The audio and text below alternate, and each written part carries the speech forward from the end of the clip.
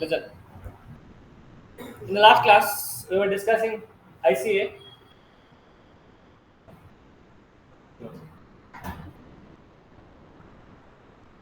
Indian Contract Act 1872. Those who have not attended, you can watch the recordings. The recordings are available. So today we will begin with what? So what do we begin?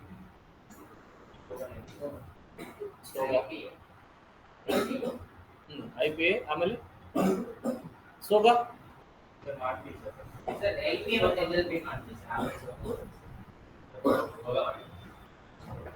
Why not Soga?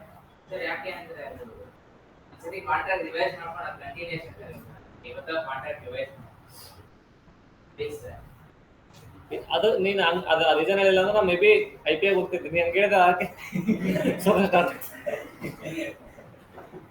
ನೀನು ಕ್ಲಾಸಿಗೆ ಬರಲಾರ್ದು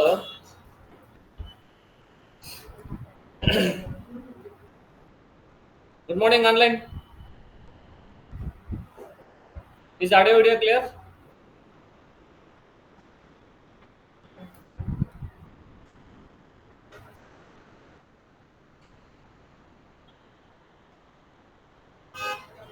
Is audio video clear, Tushar?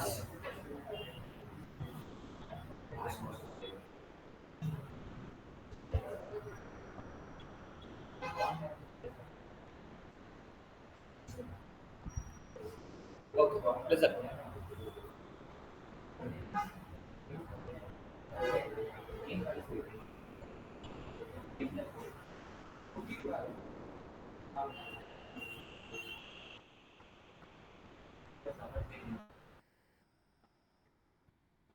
WhatsApp DP ಇದೆ ನೋಡು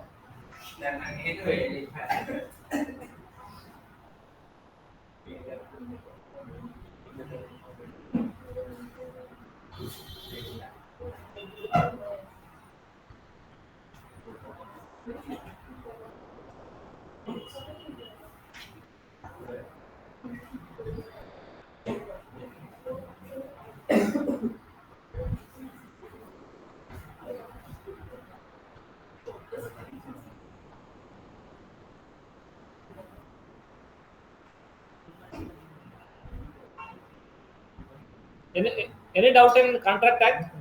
Anybody? No doubt?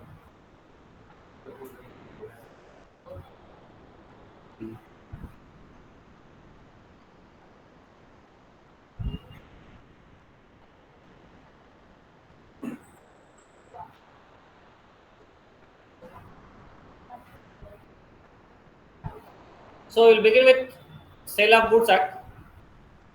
Chapter number 3, unit number 1. There are actually 3 units. Okay, I don't want to discuss all those things. It is not a regular one. We already attended those.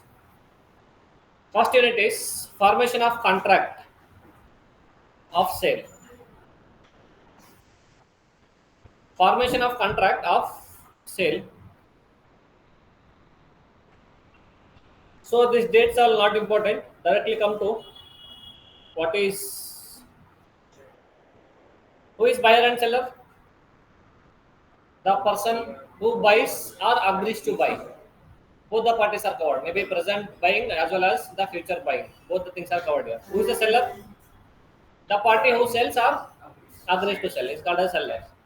Is it important? Not at all. The definition of goods is important. What is goods? Goods means every kind of movable property other than two things. One is actionable claims as well as money. Every kind of movable property. Can I move this remote from this place to another place? Yes, it is a movable property. Can I move from this watch, this pencil, this laptop, this TV, table, building? All the things except the building are movable property. But the movable property does not include the actionable claims as well as the money. And it includes, that means movable property includes stock and shares. What is stock and shares? Shares means shares of a company. What is stock? It is bundle of shares, not the inventory. It is not that stock. It is a bundle of shares or individual shares. Growing crops. grass, and things attached to or forming part of the land, which are agreed to be severed from the land before the sale or under the contract of sale. What is this? This line is very important here. See, every kind of movable property. For movable property, we don't have any problem. But it even includes the stocks and shares, growing crops, grass, and things that attached are forming part of the land. Growing crops means the plantation which has been done. Even the grass also, you know the grass, as well as the things attached to are forming part of the land. All those things are movable property. If which are agreed to be severed. Severed means what? Separated from the land before the sale. That means before you sell it, you have to cut it and give it. Then only they call it as goods. If you directly sell the land along with the crops, then it is not a mobile property. It is not a goods. So goods means every kind of mobile property other than actionable claims and money, but even includes stocks and shares, growing crops, grass, and things attached or forming part of the land, which are agreed to be severed, before the sale or agreement to sale. Now, sir, what is the money? Why it is excluded? Can I transfer this money from one place to other place, one person to other person? But why it is not included in the mobile property or goods? Why? Because money is not a good. Money is something which is used for the purpose of facilitating the transaction of the goods. Money is there for the purpose of helping the transactions. Money is not the good. I don't buy and sell the money. Using the money, I buy and sell something. That is why money is excluded here. As well as actionable claims. What is actionable claims?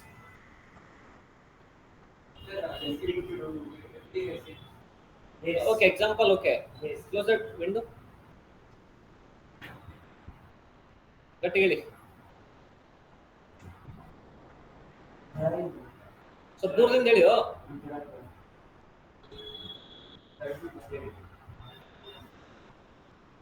ಬೆಳಗ್ಗೆ ಏನ್ ತಿಂದಿರ ನಾಷ್ಟ?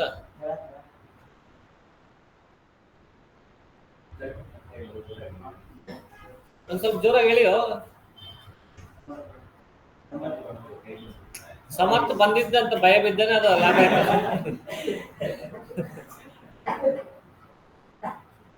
ಎಷ್ಟವ ಇಟ್ಟಿದ್ಯೋ? What is actionable claims?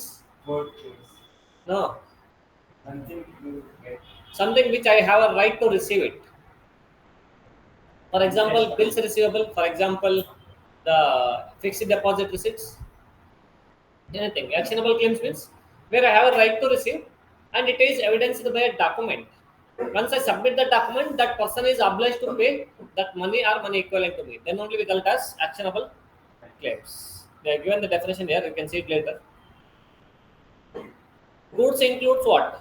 Both the tangible goods as well as intangible goods. That means which can be touched and felt, which can be not touched and felt. All the things are included in the goods, like goodwill, copyright, patent, trademark, etc. When I say goods, goods can be of three types. One is existing good, future goods, and contingent goods. What is existing good?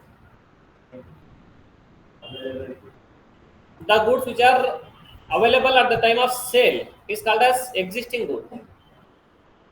The goods which are available at the time of sale is being made. What is future goods? That means, okay, what is existing good? The goods are ready.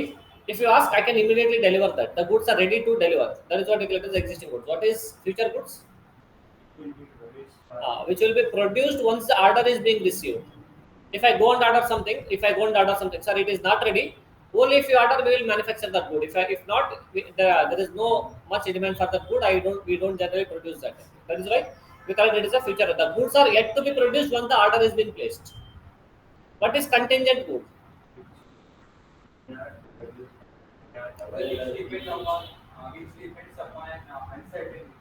The goods will be produced and delivered only on the happening of certain event which is totally uncertain to happen, which may happen or may not happen. And that event which is yet to happen or may not happen, it is not within my control or nobody's control. It is totally uncontrollable event. Then only we call it as contingent good. It is like the contingent contract. The word is same. Contract means agreement enforceable by law. Goods means it is movable property, everything it is there. You just replace the word contract with the goods. Contingent means same. Contingent means any contract which is May be enforceable, may not be enforceable only on the happening of an event which is totally what is it? Which may happen or which may not happen, and the happening of an event is not in the control of a party. That is what we call as contingent good. This existing goods again can be categorized into specific existing, ascertained, and unascertained. What is specific, ascertained, and unascertained? I think I have given an example of mobile phones. The specific goods. What is specific goods?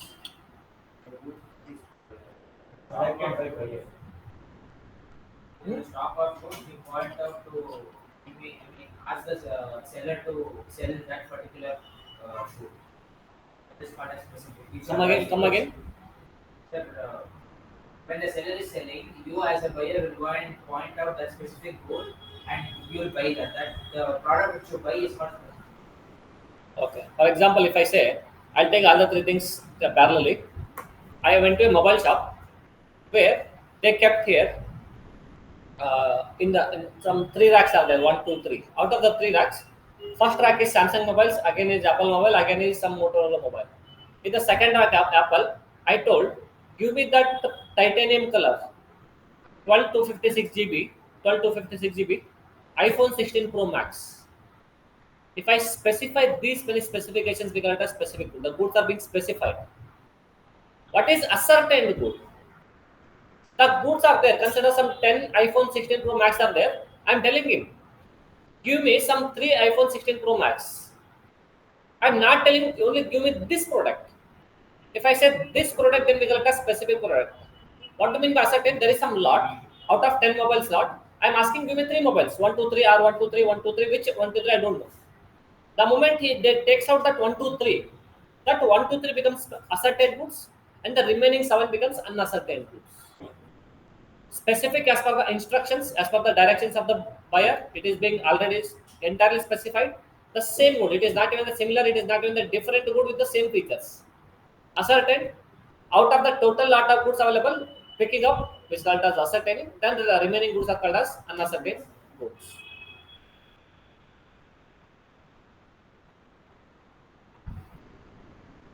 Then future goods means which are yet to be manufactured.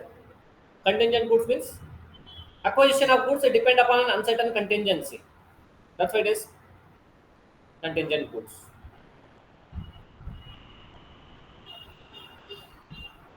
Contingent goods also operate as an agreement to sell and not a sale. Why?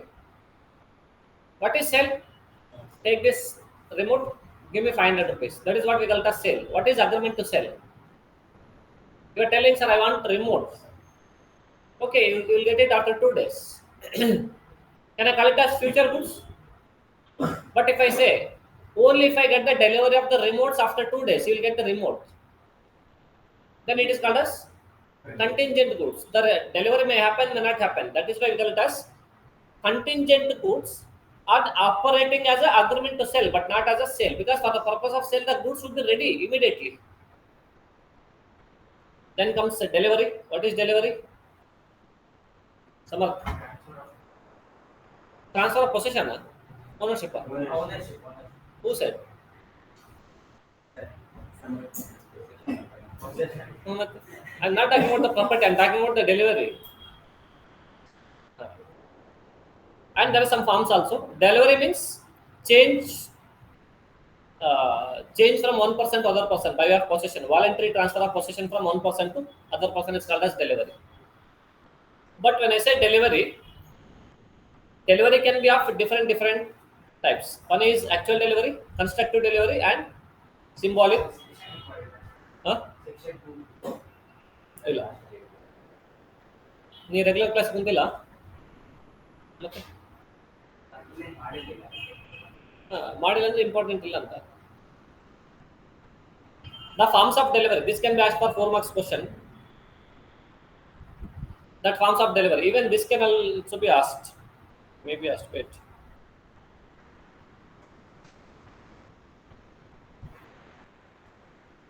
what is goods and goods, kinds of goods, existing goods, specific good, no, sorry, existing, future, and ascertained good, contingent goods.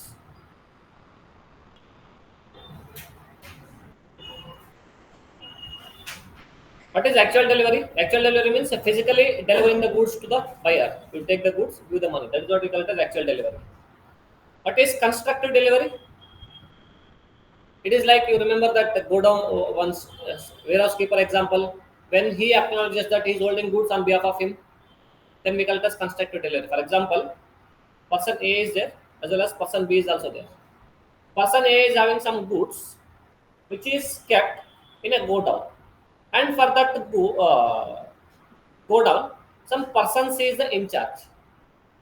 Now person A is the seller, B is the buyer. Where A tell to C, sorry B, see I am holding some goods here. You go to the person C and tell that A told that he has sold the goods to B and you are holding goods on behalf of me. If the A or B goes and tells to the C, yes, person C, and C acknowledges that, okay, from till today I was holding goods on behalf of A, from today I will be holding goods on behalf of B. The moment he acknowledges that, we call it as constructive delivery. When the transfer of goods is effected without any change in the custody or actual possession of the thing, in the as the case of delivery by attornment, acknowledgement. That means the moment C acknowledges that the goods are held on behalf of B instead of person A, then it is said to be constructive delivery. What is symbolic delivery? Like one symbol, instead of delivering the car, you just deliver the key of a car. Instead of delivering the house, you just give the key. It is as good as delivery of those things. Where there is a delivery of a thing in token of a transfer of something else. It is like delivery of bill of lading, railway receipt or delivery order or key of a warehouse containing the goods, etc. etc. You just giving that, it is like symbol. Then there are two important words, document of title and hmm, I mean, sale of services can be a symbolic reason. services are not covered under Sale of Goods Act. No, I'm just asking. Okay. Come again. Sale of Services can be done with a symbolic reason. example. I'm asking you. Yes, yes, it can be done. For example, I am giving the classes. Just by delivering the pen drive of the class, I can symbolically tell that I have delivered the class. That pen drive contains entire classes or software, CD, all those things. Symbolically can be done. Or by just giving that user ID and password of something, you can log into one website and you can access that is what we call it as symbol. Document of title and document showing title. Two things are there. There is one more thing. It is not given. Yes, it is there. Document showing title and document of title. What is document showing title? Yeah, the document showing title is a document or a paper or something which shows that who is the real owner of that commodity, who is the real owner of that asset. Is called as document showing title. The document showing title, if you even if the other party gets that, the ownership is not transferred because the real owner has to voluntarily transfer his name to the other party name. Then only document showing title has been transferred. For example, actually it is not covered here, but I am giving that example. Sale of land. You know that one. What do we call it as? Utar, pani. ಏನು ತರದಕ್ಕೆ land ಡಾಕ್ಯುಮೆಂಟ್ಗೆ registration papers we call it as that. We call it as that one pani or utar. It shows who is the real owner. Even if you get that, you can easily get it by paying 10 rupees to that sub register office. They'll get that document. Hmm? Kata.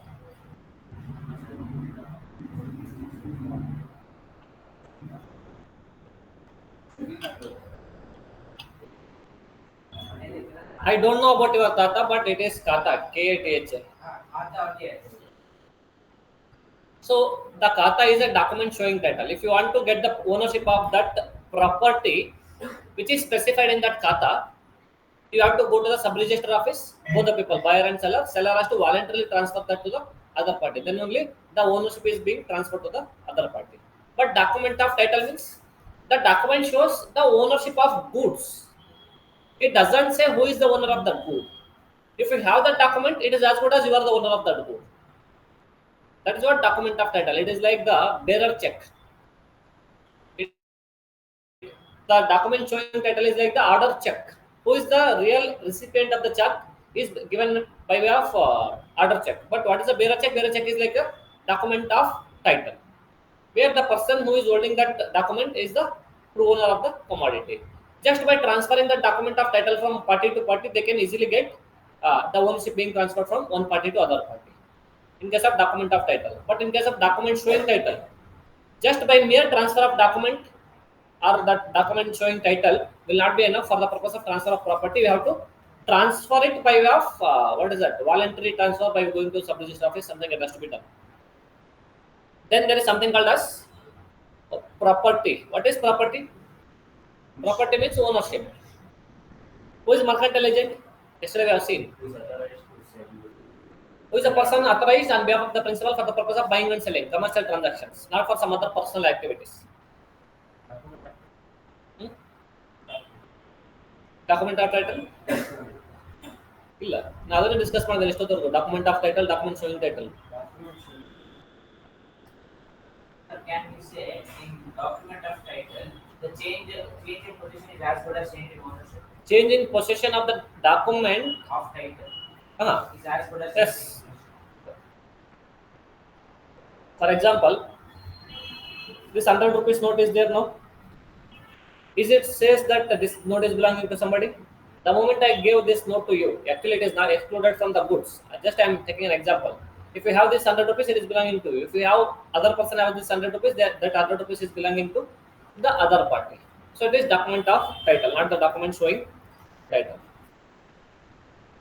Then the next concept is insolvent. Who is insolvent?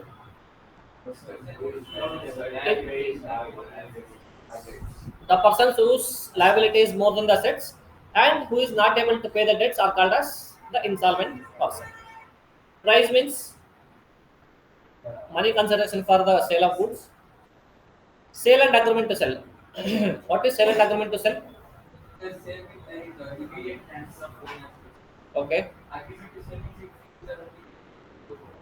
In case of sale or agreement to sell, I am not talking about the ownership.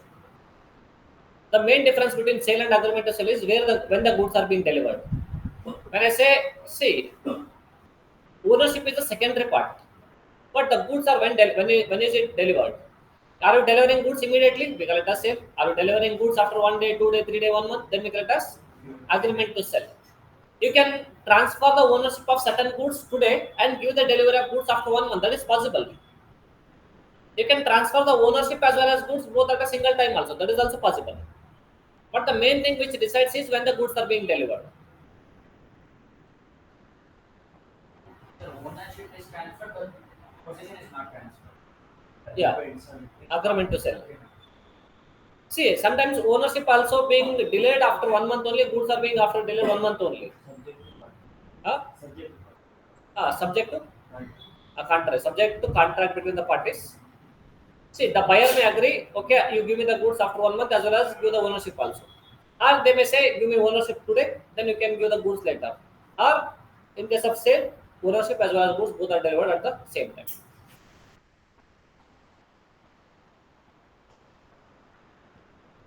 A contract of sale may be absolute or conditional. What is absolute? 100%. What is this agreement to contract of sale?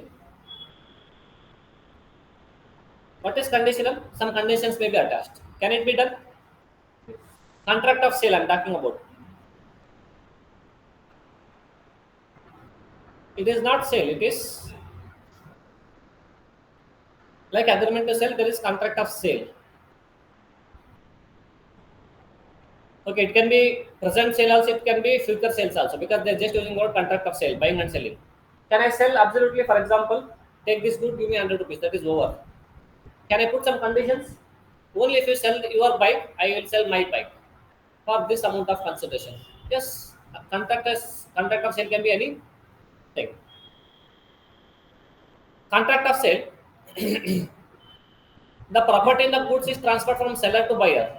The contract is called a sale, but where the transfer of property in the goods is take place in the future time, are subject to some conditions thereafter. Then it is called as agreement to sell. Sale and okay, same thing that is being repeated here. Sale and agreement to sell.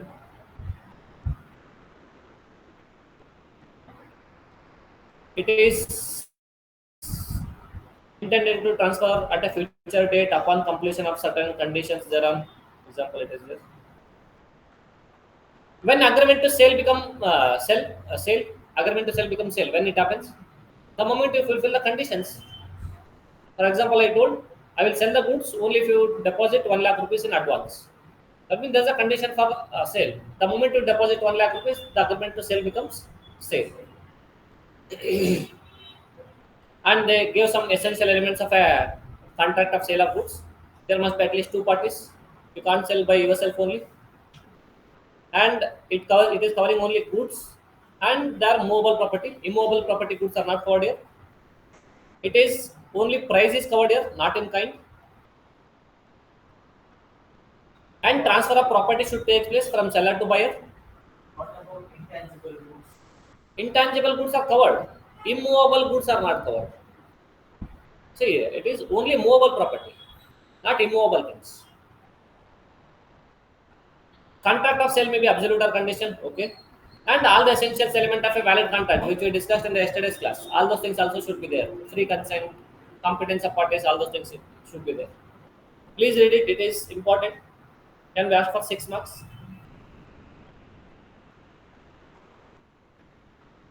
Please go through it once. Absolute means completely, without any restriction. 100% of the thing. Conditional means I'm telling okay, I'll give only 50% of the goods today. Or only if you do this, I'll give the goods. That is what we call as conditional. Absolute means no conditions attached. So why is it called agreement to sell and not contract to sell?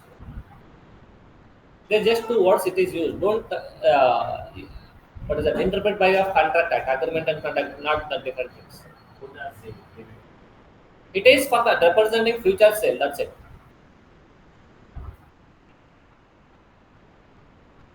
If there are any conditions that is agreement to sell. Okay, if it is an absolute sale also, can't it be an agreement?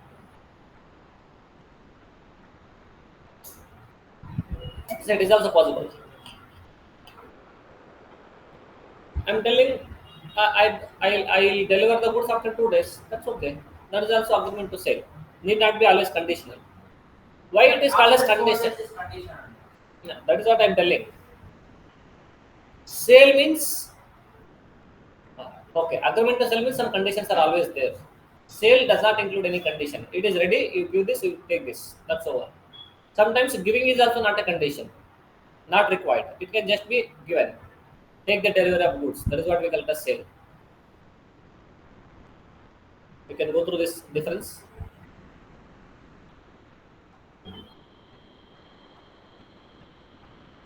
Then the next concept is sale and hire purchase. What is the difference between sale and hire purchase? Have you heard about this time?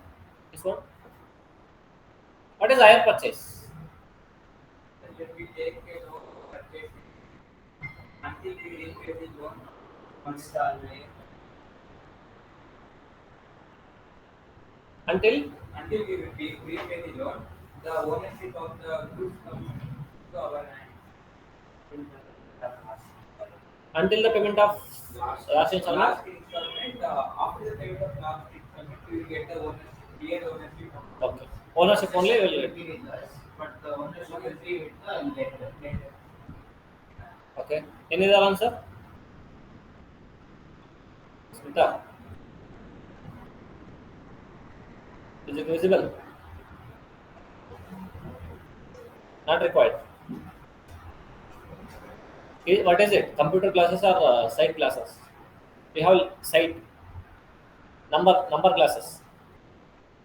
Then you won't get.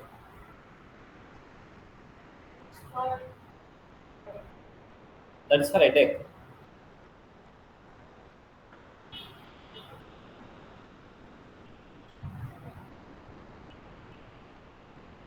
After joining of CA only we got the classes. Huh?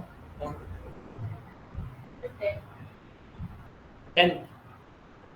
Almost like 3 years.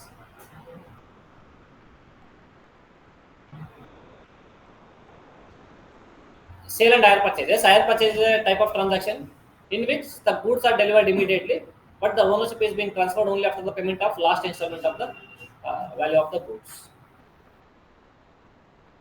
The property, when I say the word property, it is about the ownership in the goods passes to the hirer upon the payment of the last installment. Say they might ask any difference for 7 marks or 6 marks directly. Sale and hire purchase, sale and agreement to sale, sale and consignment, something can be asked. Here you have to see that how to do the write the difference. They are using the word hirer. There will be one more party. Who is that one more party called as hiree? Yes, hirer and hiree. You can easily try to make some 4 or 5 points if it is for 5 marks. They have given already here. In case of hire purchase, the position of hirer is that of the bailee till he pays the last installment. The moment he pays the last installment, then the goods are handed out. Ownership has been handed out that to the other party. If you want, you can terminate the contract also by giving the notice by returning the goods to the owner of the goods.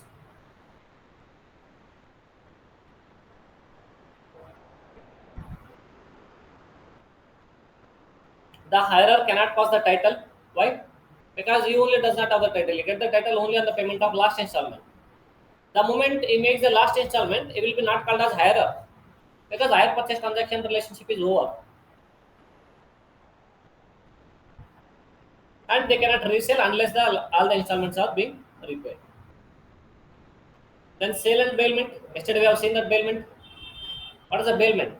The delivery of goods from person to person for the purpose of some specific purpose. Then once the purpose is completed, then the goods has to be returned back to the owner or it has to be disposed as per the instructions of the bailer.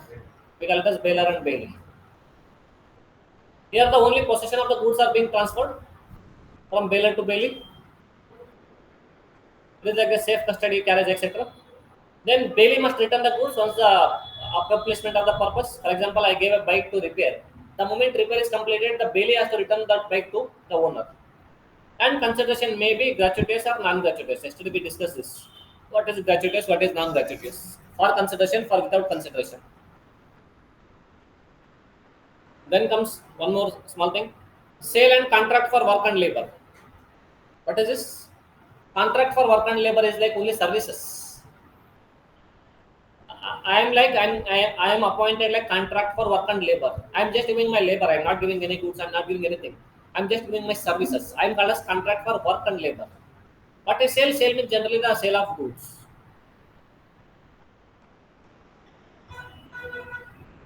And it is not sale of goods. What is the contract of work and labor?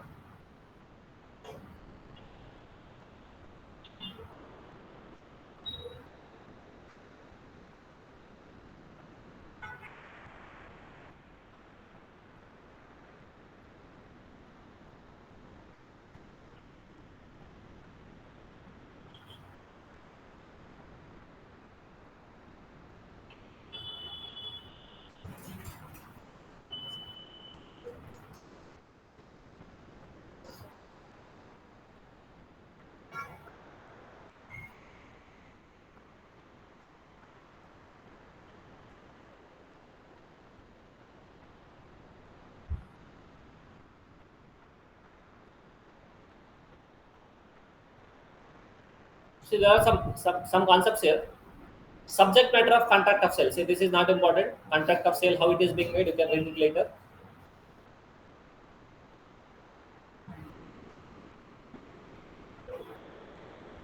Then comes subject matter of contract of sale. What is the subject matter of contract of sale? The goods are the subject matter. Without goods, what is the subject? Nothing, no subject is there. One is existing or future goods. What is existing or future goods? Just now we discussed the goods which are ready for the purpose of immediate delivery are called as existing goods. The goods are which are yet to be manufactured or yet to be acquired for the purpose of delivery in the future is called as future goods. For the purpose of future goods, we cannot do the sale. We can do only agreement to sell. Because sale means immediate delivery has to happen. Agreement to sell means future delivery. That is why we call it as future goods. Can we say future goods is also called as contingent? If that acquisition or manufacturing of the goods is dependent on some other uncertain event, then we call it as contingent contract. Contingent goods. But all contingent are future. Yes.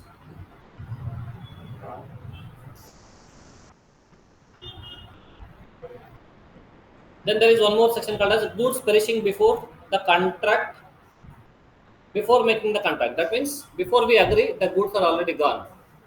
Like I wanted to sell the milk, you wanted to buy the milk. Before that, the goods already like perished. Perished means okay. ಇಲ್ಲಿ Kannada students ಇಲ್ಲ. Destroy. Destroy bomb ಹಾಕಿ destroy ಮಾಡೋದಕ್ಕೆ ನಾವು ಪೆರಿಶಿಂಗ್ ಅಂತ ಹೇಳ್ತಾರೆ ಅಂದ್ರೆ Not rotten. What is that vegetable fruit? spoil. Spoil. Good word. If the milk spoil, ನೀ ಮಾಡೋ spoil ಅಲ್ಲ, it is just the spoil of milk. Spoil of milk, if the milk has spoiled before we enter into a contract, then we call it as goods perishing before the contract of sale. I wanted to sell tomato to Samarth, but the tomatoes are already become tomato juice before I make the contract of sale. What will happen? Samarth will drink it, don't worry about it. What? Tomato juice you don't drink? Then that is what? It is a void contract. Because goods are only not there. On what you want to make the contract. Then goods perishing before sale but after agreement to sell. That means when we made an agreement, the milk is good, but before I deliver the milk got spoiled. At the time of agreement, good only. Later it's spoiled. Then it depends. Sometimes agreement becomes avoided, that is voidable, or it becomes void. You Kerala. You Kerala. How will they ask these things? Then perishing of the future goods. What do you mean by perishing of the future? What is future goods? The goods which are yet to be manufactured or yet to be delivered after future some point of time. They are only perished. That means the delivery date is 10th of August. On 8th only they got perished. That is also like this first point, the goods perishing before making the contract. But here it is not before making the contract. Contract is made, but before delivering the goods. In case of future goods. Again, that becomes impossible.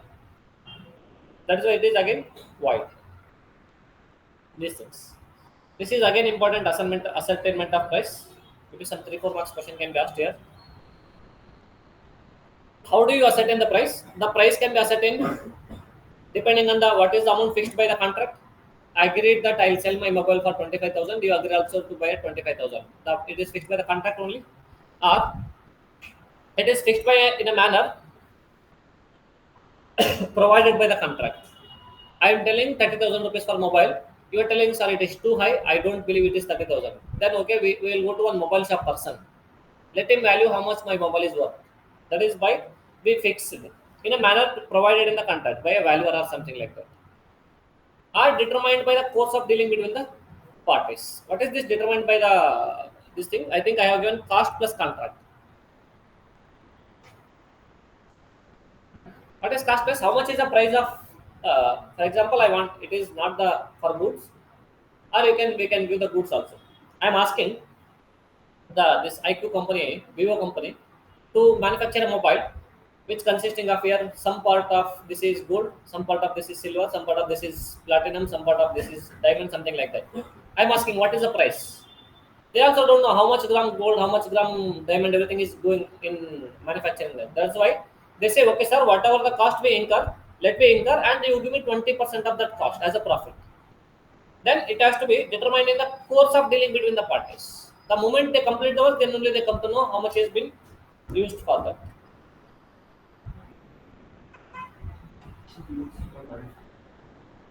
Modified. Hmm. Modified goods? Yeah. Determination modified. Customized goods. We call it as customized goods. That's it. You can go through unit number 1. If you have anything, do ask. Contract of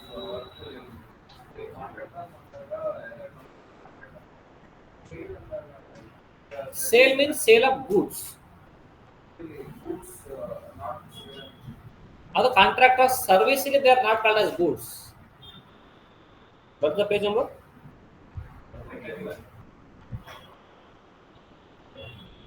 See there, a contract of sale of good is one which some goods are sold. See here, the contract is made for the purpose of sale of goods only, where the goods are being sold or are being sold for a price. That means they're talking about only price. Sorry, only goods, physical goods. But where no goods are sold and there is only doing or rendering some work, that means I'm not selling the goods. I'm just coming and giving the lecture, or I'm just coming and working in your house like maid, something like that. Then of a labor, then the contract is only of work and labor, not for the sale of goods. I'm not selling any goods. I'm just giving the service. That is called as contract for work and labor. What is sale? This is a contract for the sale of goods. I'm selling this bottle. Contract of sale of goods. I'm I'm telling you, I can manufacture the bottle. So I can work for 1 hour for the manufacturing bottle. That 1 hour is called as contract for work and labor. So last year, data by source of the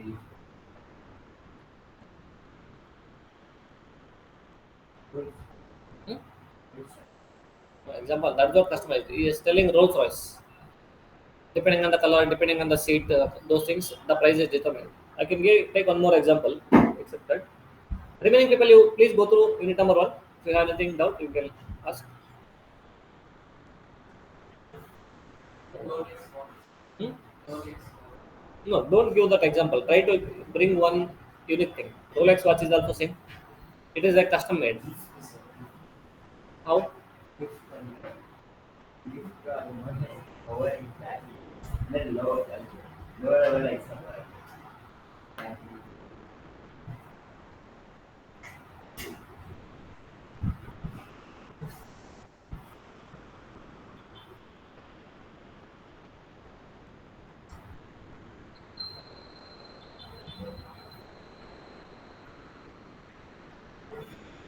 Please go through. Let me think about one more example.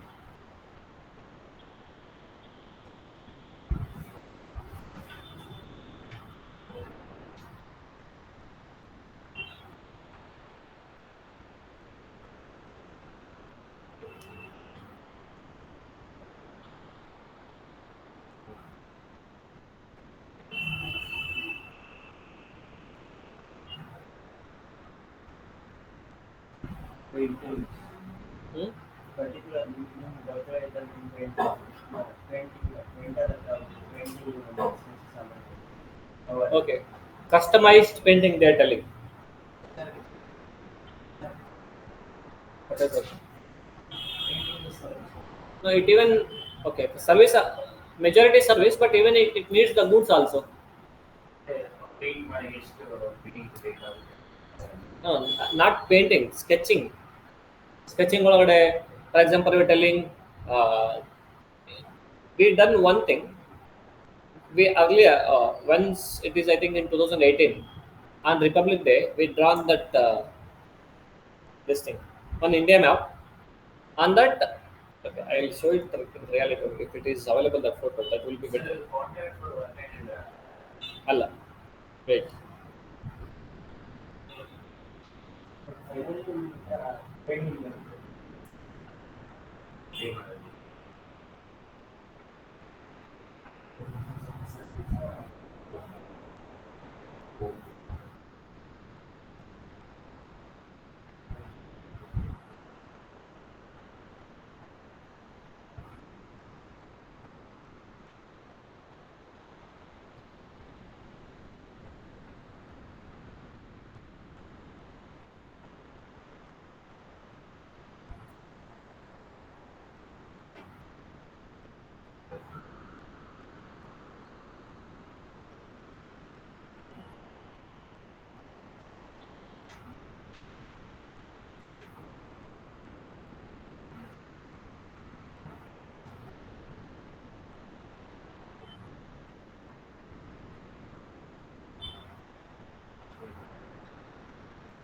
it even includes the service also, but try to connect by way of goods.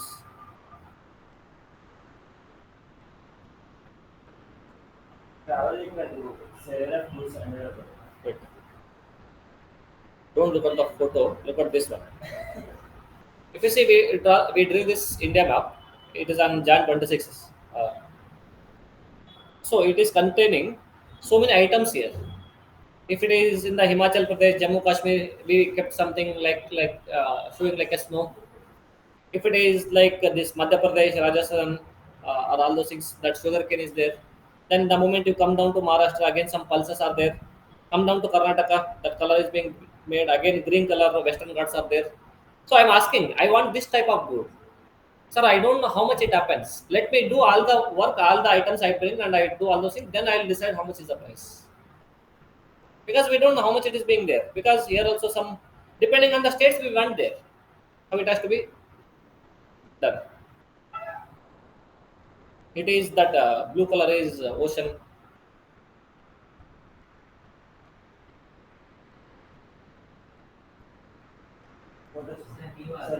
Oh, nane, ಇಲ್ಲಿ ನಾನೇ. Hello, degree. They are my friends. Dharwad. Course of dealings ಅಂದ್ರೆ ಅದನ್ನ produce ಮಾಡೋದ್ರಲ್ಲಿ ಎಷ್ಟು travel ಮಾಡೋದು sale of goods travel ಅಂದ್ರೆ ಈಗ Service. Price number 1 One. ಒಳ್ಳೆ ಕಷ್ಟ Okay. Second. where the transfer of property in the goods is to take place at a future time. Hmm. Then this all is agreement, sir. Transfer of property. Property means ownership. ಇಲ್ಲಿ ಒಂದು ownership ಅಂದ್ರೆ ಅವಾಗಲೇ transfer of property ಆ future ಅಲ್ಲಿ ಆಗುತ್ತೆ but ಕೆಲವೊಂದು goods ಮಾತ್ರ prevent ಆಗುತ್ತೆ Both the cases are considered. Here they just consider the ownership.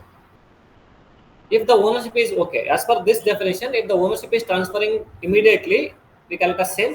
If the ownership is transferring at after certain period of time, that is what we call it as agreement to sell or contract to sell. in difference also the property the goods passes to the buyer on future date or on fulfillment of some condition.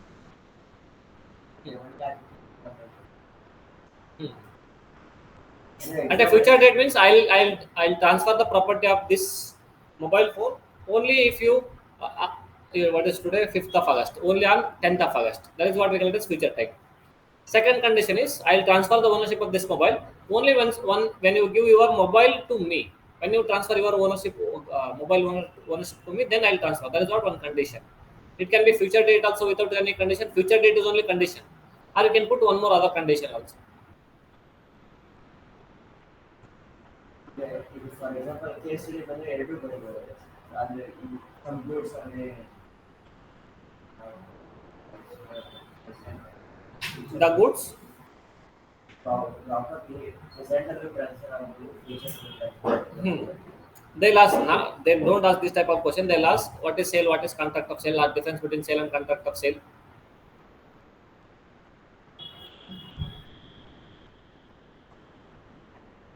Go through it fast. Let me know.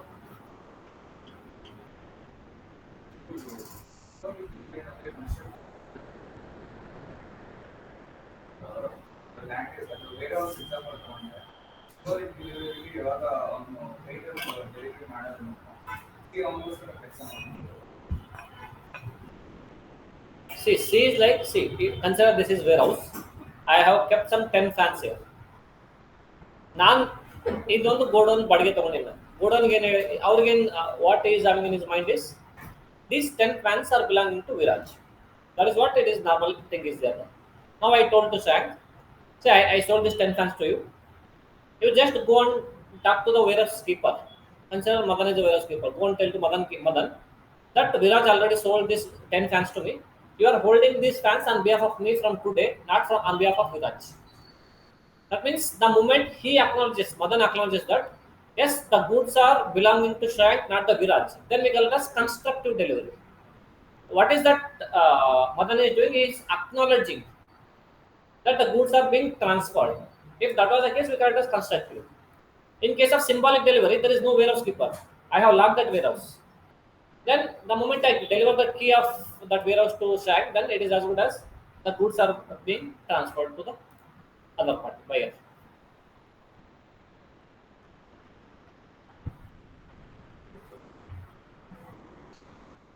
Yes.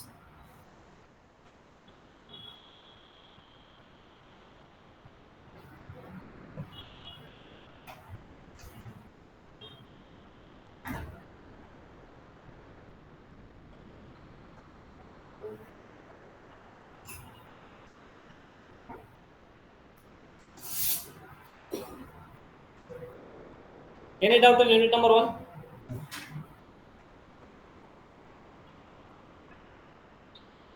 Unit number two is very important. Many questions are from this unit number two only.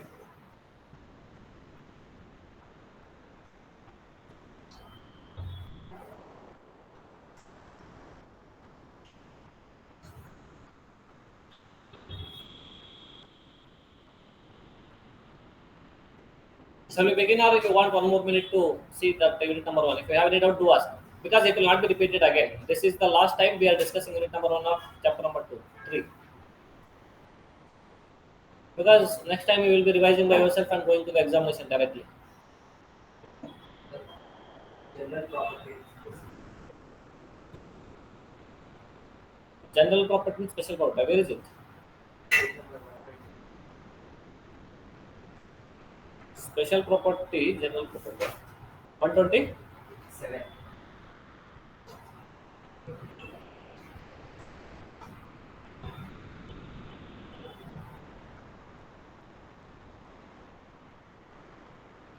Okay, this one. General property is like if I'm holding this mobile, this ownership of mobile is with me. That is what we call it as general property.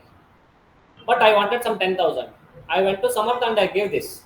You keep this as the pledge or some hypothecation. Give me 10,000 rupees. Now Samarth is getting the special property in this. General property means the true owner of the goods. The special property means the person who is having limited interest in the good is called a special property.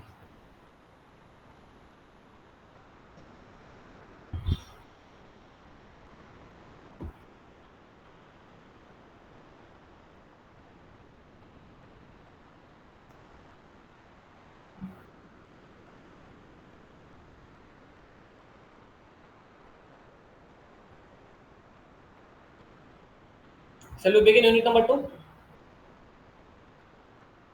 Conditions and warranties. What is conditions and warranties? Conditions and warranties are both are same. Only there is a small difference. What is that small difference? See, both the things are we call it as stipulations. Stipulations means what? Terms, okay. Or anything which is required for the contract. We call it as stipulation. Stipulation means any statement made. For example, I am telling this iPad contains. iPad is you can use it for 10 days without charging continuously. Continuously you can use it writing, gaming, everything, but no need to charge it again for 10 days. Based on that, believing that the charging of the iPad is going to come for 10 days, you buy that. We call it as a condition. But for you, charging is not the main criteria. For you, the camera is criteria. Charging can come for only one day, only half day. I don't care, but the camera should be very, very good. But if I'm making the statement based on the battery, then that is not the core factor for you to buy the good. Then we call it as a warranty. Stipulation means it is a statement made by the seller to the buyer. If that statement, if that stipulation is very, very essential to the contract of good, sale of good, then we call it as a condition. If it is not very essential, but it is ancillary or what is that supporting part, then we call it as warranties. In case of conditions, if there is a breach of condition, what is breach of condition? I told the charging will, you wanted the main charging iPad. I told as a seller, the charging will come for 10 days. Based on believing that you bought that iPad, but the charging is coming only for 3 days. That means there is a breach of condition here because the main condition what you wanted to buy that is being breached here. That is why we call it as in that case the buyer has two options. The buyer can resign the contract. What is resign? Cancel the contract, give back the goods and collect the price. But in case of you wanted the camera mobile, camera is very good. As you expected, the camera you have got, but the battery is bit here and there. That means that is not the main criteria for you. Then we call it as breach of warranty. In case of breach of warranty, you can't cancel the contract. You can't avoid the contract. You can just claim for the damages. That's it. Condition is like the main criteria for the contract. Warranty is like the ancillary. What condition sometimes we use it as like normal condition, day-to-day conditions. You don't go there, you don't come here. Not that condition. Condition is specifically goods detailing essential of the contract. Warranty means any statement which is ancillary. Any statement which is ancillary to the main sale of goods is called as warranty. In case of condition, cancel the contract, get the price. In case of warranty, you can't cancel the commodity contract, but you can get the damages. Anything damage which has happened to you.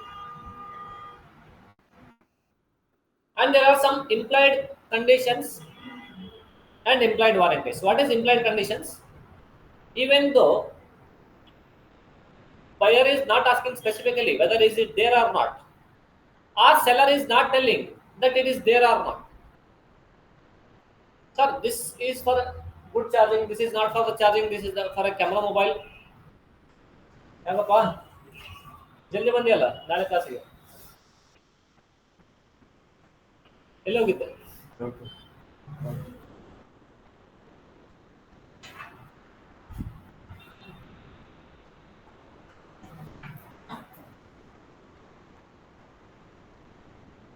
ಆ ಬೆಂಚಲ್ಲಿ ಹೋಗೋಕ್ಕಾಗಲ್ಲ ಆಗ್ಲೇ double place ಅಪ್ವೇ ಆಗೈತೆ ಅಲ್ಲಿ no 1 2 isn't it Akshay Akshay ಪಾಪ ಭಾಳ ಬೇಜಾರಾಗಲ್ಲ ಅವ್ನು ಒಬ್ಬನೇ ಬರಕತ್ತಲ್ಲ ಅವ್ನು ಬೇಕಾದವ್ರು ಯಾರು ಬರಕತ್ತಿಲ್ಲ ಚಿಂತೆಯಲ್ಲಿ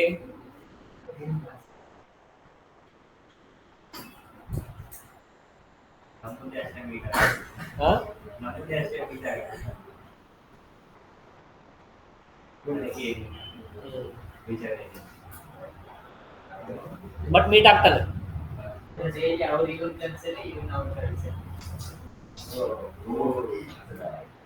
ನೆಕ್ಸ್ಟ್ ಲೆವೆಲ್ ಇರುತ್ತೆ ನೋಡಿ ನೀವು ಯಾವಾಗಲೂ ಅವನದೇನೆ ಇವನ ಹೆಸರಿನಲ್ಲಿ ಆಗ್ತಾ ನಾವು ಅಷ್ಟೇ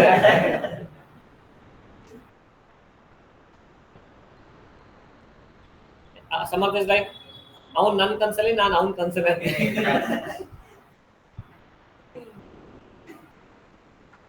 ಅವಳು ಎಲ್ಲ ಇಲ್ಲ ಒಂದ್ ಯಾವ್ದೋ ಮೂವಿ ಬಂದಿತ್ತಲ್ಲ ಅವಳು ಅಲ್ಲ ಅವನು ಅಂತ ಹೆಂಗೇನು ನಾನು ಅವನಲ್ಲ ಅವಳು ಅಂತ ಎಸ್ ಅದೇ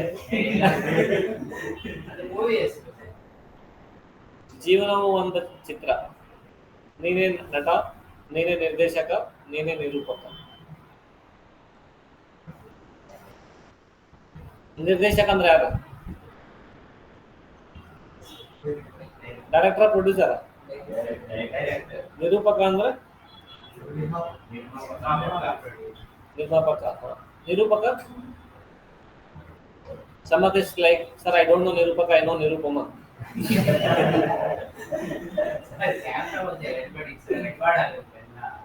ಆಗ್ಲಿ I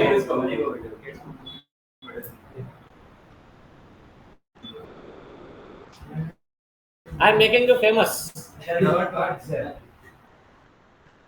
How much famous I am, that is enough for me. You think you are famous?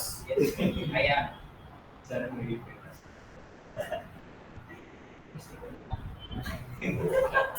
Actually, I have put the foundation stone for that famous concept for it. So, ನೀ ಏನು ಹೇಳಿದ್ರು ನಾನು ಹಾಕಿದ foundation stone ಮೇಲೆ famous ಆಗ್ತಿರೋದು ಈಗ. Okay, coming back to conditions and warranties. There is some implied conditions and implied warranties. So what is implied condition? See, when I go and tell to the seller, I want a mobile phone which is consisting of very good camera, some 200 MP camera. That means we call it as express condition.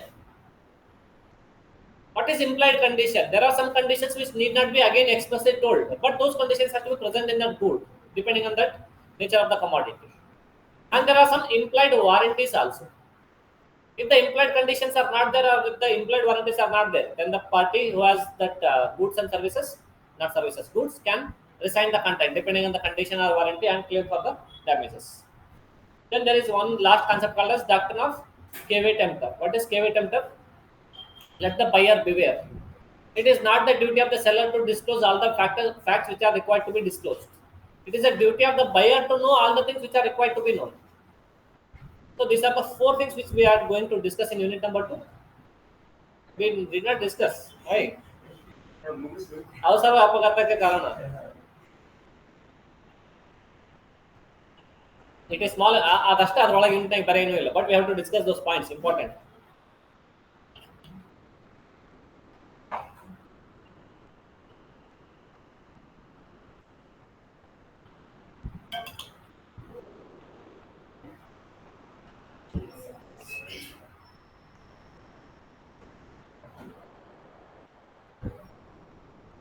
Stipulations as to time. What is stipulations as to time?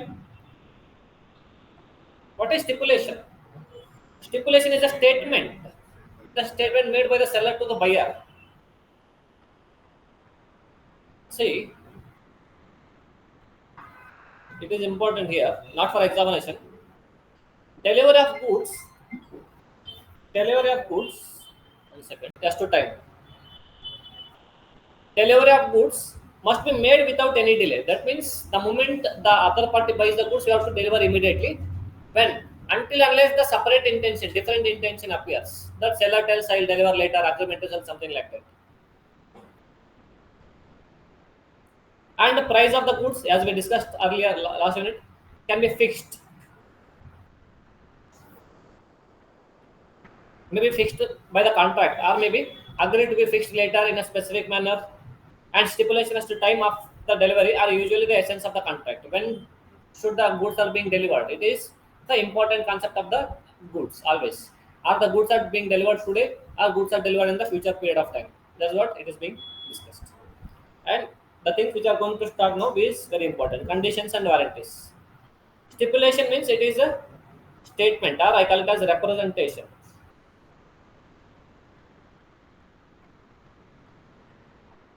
Representation, like seller is representing, yes, this is what it contains, this is what it contains, he is representing that good.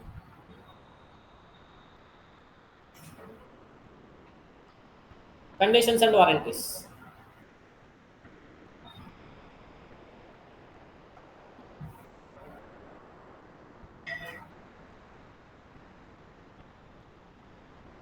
A representation which form part of the contract of sale and affect the contract is called as a stipulation.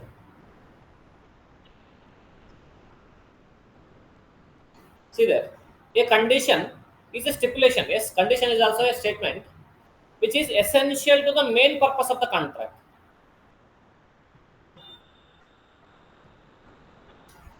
Which is essential to the main purpose of the contract.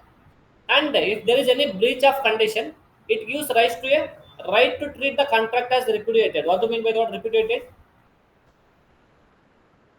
Cancelled. If there is a breach of condition, then it is a cancelled contract. What is warranty? It is also stipulation, but not the main one.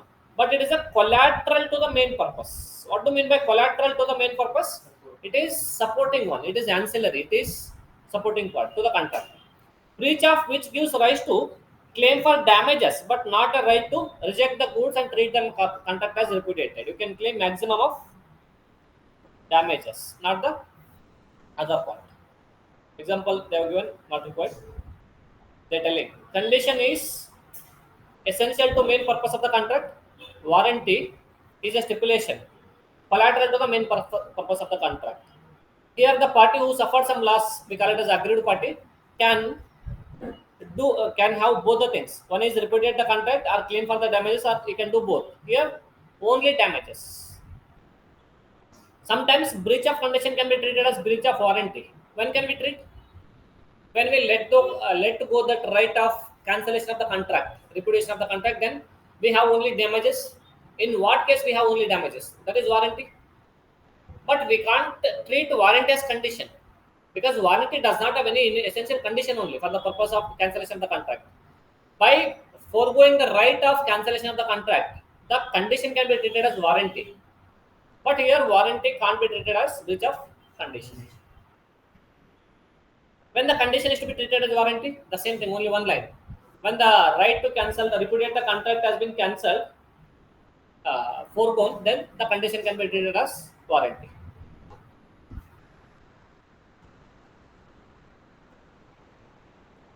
the buyer loses his right to rescind the contract and can claim only damages, then condition is warranty.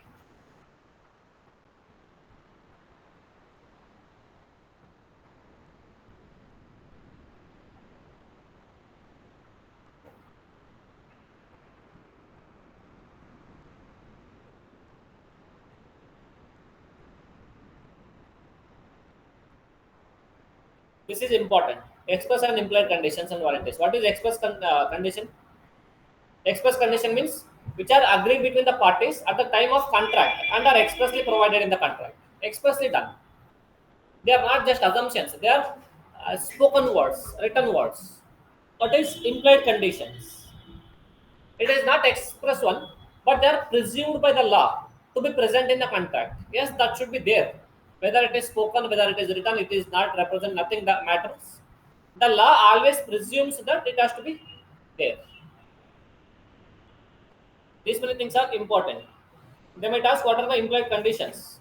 You should remember, try to write some 5-6 point. Or they may ask 1 point for some 4-5 marks separately. One point separately. What is first one? First one is condition as to title. It is implied that the party who is selling the goods should be the owner of the goods. You can't sell somebody else's goods. That is what condition as to title. The main essential of the sale is that you should be the owner, then only you can sell. You can't sell Bajumani auntie's one item. You can sell only your items. That is what we got as condition as to title. Then sale by sample. What do you mean by sale by sample? It is like don't link this example with the normal goods. Like whenever this ಮದುವೆ ಆಗ್ಬೇಕಾದ್ರೆ ಹೆಣ್ಣು ನೋಡೋದು ಶಾಸ್ತ್ರ ಇರ್ತದೆ that bridal and grooming thing. Before that they give some photo, the photo whatever it is there and the real person that bride is there, totally mismatching part. Whatever it is given as sample, the main product also should match with that sample. But in the photo, that Photoshop entirely done, that wrinkles, that everything has been removed. But when it comes here to the reality, then it is totally heartbreaking. So you have experience. Yes, for you. Why for me? Because you're already like grown man. ಹುಡುಗ ಕನ್ನಡದಾಗ ಅಂತಾರಲ್ಲ ಹುಡುಗ ಹೀಟ್ನಾಗ ಅದಾರ ಅಂತಾರಲ್ಲ ಹಂಗ. So you want to get married. So sale by sample. Whenever you are selling some goods by giving some samples, the sample nodre ಹೆಂಗೈತೆ ಅಂತ ಹೇಳಿ. The main biggest scam happens in case of sample is, which I experienced is not that marriage. Leave about that. I'm talking about the real goods. This one. In the roadside, that honey sellers will be there. They keep that honey bees, that everything. ಅದ್ರೊಳಗೆ ಇರೋದೇ sample ಕೊಡದೆ ಬೇರೆ ಕೊಡ್ತಾರೆ, but ಅದ್ರ bottle ಒಳಗೆ ಹಾಕಿಟ್ರೆ ಬೇರೆ ಹಾಕಿರ್ತಾರೆ ಅವರು. So you didn't understood that honey selling vendors will be there in the roadside. They keep that honey bee, not bee. What is it? Comb. Comb. Honey comb. That we have to crush it. What is it? Twist it and get the honey outside. So they say we are bringing that freshly, so you take it. But they will mix that jaggery everything earlier only, and they keep it. For sample, they keep the original one, and for this thing that is not matching with the sample. So sale by sample. Whenever the goods are being sold by a sample, the entire lot which are being sold should also match with the sample thing. Whenever you go and ask, give me a sample of this rice. The sample giving rice is different, and this one, the original giving the rice, is also different. That should not happen. It is implied that even though I don't say, sir, the sample original quantity should match with the sample. Even I don't say as a buyer, it is a duty of the seller to give that sample along with the original quantity. That is sale by sample. One is condition as to title, sale by sample.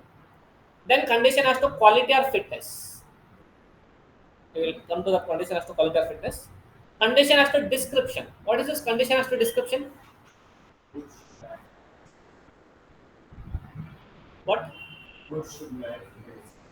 Okay. Example. Whenever I'm telling, or whenever the seller is telling, see this mobile phone. This is a 12 GB, 256 GB, containing 8 Gen 3rd Snapdragon processor, which is having 50 MP camera. Whenever he is selling the goods by description, the goods also should match with the description. That is what they say it as condition as to description. Then whatever you have seen by of sample and description, there is one more thing called as sale by sample as well as description. What is this sale by sample by as well as description? As per CA is Both the things has to match, description and sample. Then condition has to merchantability. What is merchantability? they have the No. When I buy that good, it should be in a position that I can sell it to some other party. Further sale should be happen. Merchantability means being transferred to some other party by of sale. It is not like the moment I bought, then it is over. No, the goods quality should be such that it should be merchantability. It should be in a transferability mode. Condition as to wholesomeness. What is this wholesomeness? in case of food product. It is mainly for the food products. Whenever the food products you are selling, for example, milk, paneer, all those things, that should be fit to consume. Wholly free from all the viruses and bacteria, those things that selling. It is not that other part. Condition as to description. Sorry, wholesomeness. In case of mainly there is one example, one question based on milk. Husband went to the milk shop and bought one that milk, half liter of milk, and he started boiling that milk. After that, wife drank that milk. Then wife immediately died. Then husband went to the milk shop and gave 1 lakh rupees as donation. You right thing. No. So it is implied that the milk should be fit to consume.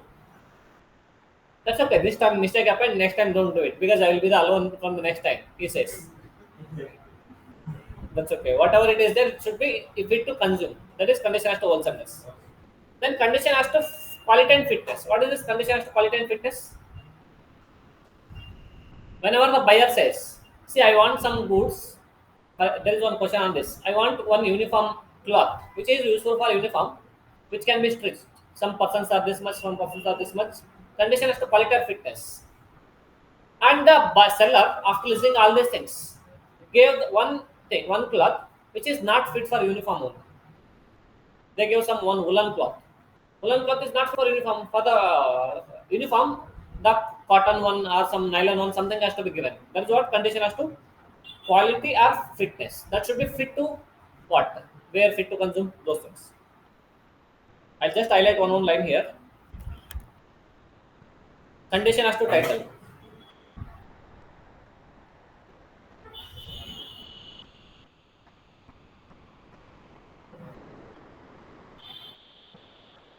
The seller should be the real owner of the commodity.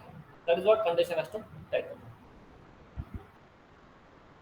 Then sale by description. When the sale happens by description, the implied condition is that goods shall correspond with the description. Whatever the description the seller is giving, that should match with the goods.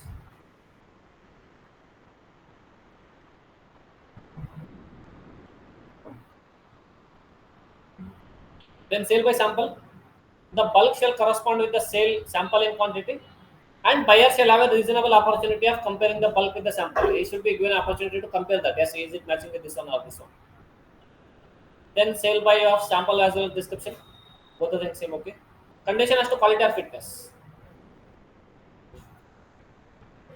There is no implied condition as to quality or fitness of the goods sold for a particular purpose, generally. But however, the reasonable fitness of the goods for a particular purpose may be implied if the buyer had made known to the seller the purpose for the goods being purchased and relied on the skill and judgment of the seller to select the best goods, and seller is ordinarily dealing in those goods. That means I went to a shop, cloth shop. The seller is generally the cloth merchant only from last 10 20 years. He is expert in that. And I relied on this his expertise to give a cloth which is matching for the uniform. In that case, it is implied that he has to give the correct quality only. There are three, four conditions here, three conditions. Those things. Then condition has to Third condition. hmm, We get 3 points. hmm. Third condition. The goods must be of a description dealt by the seller, whether he is a manufacturer or not. That means whatever I say as a description, that has to match with that thing. Whether you are a manufacturer, whether you are a buyer and seller, trader, it doesn't matter. They have to match with the description, whatever I'm giving. Then merchantability. What is that merchantability? Good shall be of a merchantable quality. That means it is in a position to, so that we can sell it to other party. Condition as to wholesomeness. It is mainly for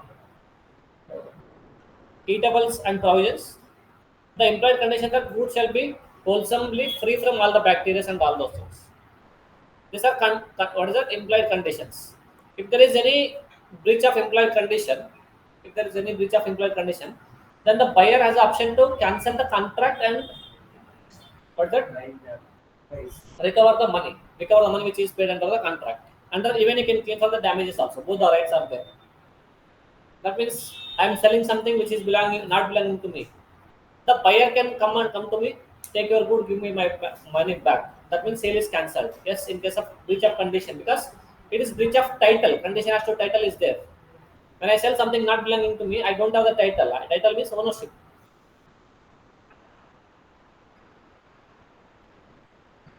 Then four implied warranties are there. What is implied warranties? If there is any breach of these warranties, then you can just claim the damages, but not the can cancel the contract. You can't repudiate the contract. You please go through the implied condition once.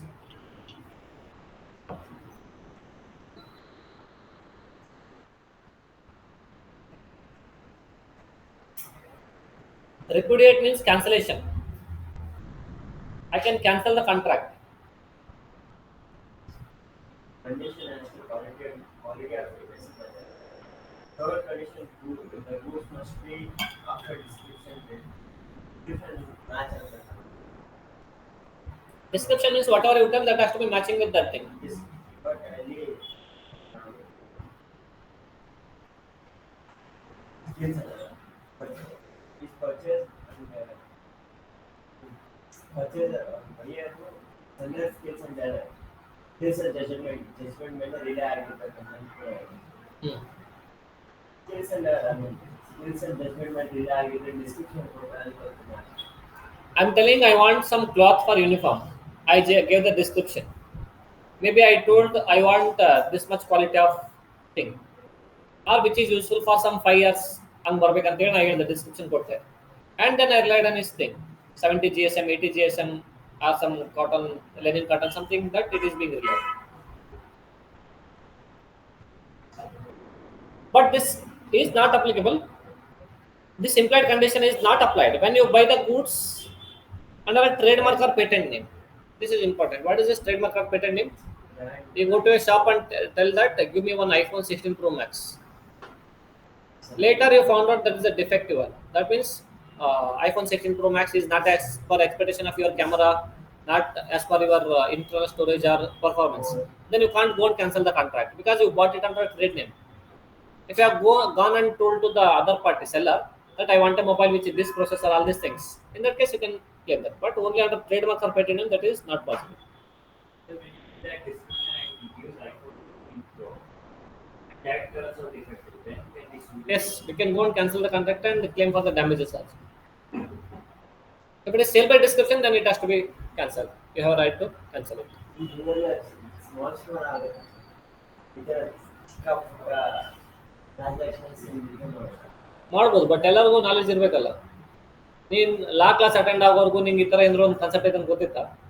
ಮತ್ತೆ and in India we have only around some 3-4 lakh CA students, some 2-3 lakh CA students, and some 50,000 CMA students.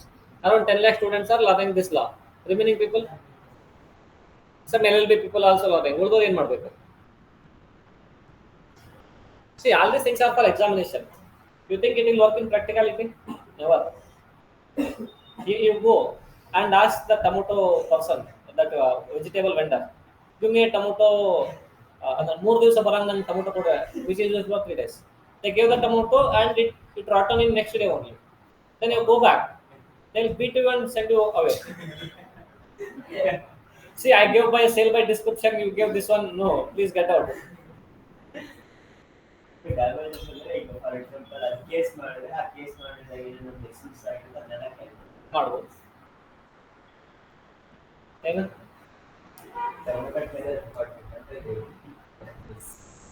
You can, yes, you can go and file the case under consumer forum, redressal forum,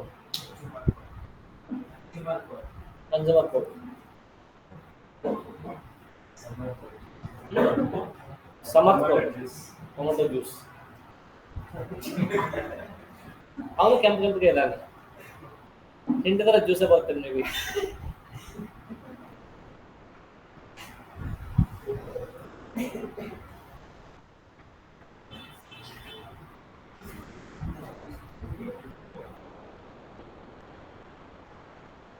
Then last two concepts, implied condition, implied warranties now. See, condition is important. Can be asked for 7 marks direct question. List out some implied conditions. And then ask this trade name, patent, all those things also they can ask for 4-5 marks. It is like person A bought one good on trademark or trade name or patent name, but later goods turned out to be defective. Can he go and claim that remedy of repudiation of the contract or claim for the damages? No, he cannot repudiate the contract, but he can claim for the damages. Is it? He cannot even claim for the damages also when it is on the trade name or patent name. So condition as to merchandise, goods should be bought by description. The seller should be the dealer in goods after this. Reasonable. 159. Hmm. Condition. Making good. Percent of it. Goods should be bought by description, and the seller should be dealer in the goods of the description. That means if you go to rice trader and buy some rice, then you can claim that goods has to be merchantability. You go to one contractor and buy rice, then you cannot claim it because the contractor is not the expert in dealing of rice. So that is our second condition. The seller should be dealer in the goods of the description, and the goods should be bought by of description, not by like no. Description means you have to tell, or other party has to tell. This is what I want. This is what you want. Then comes implied warranties.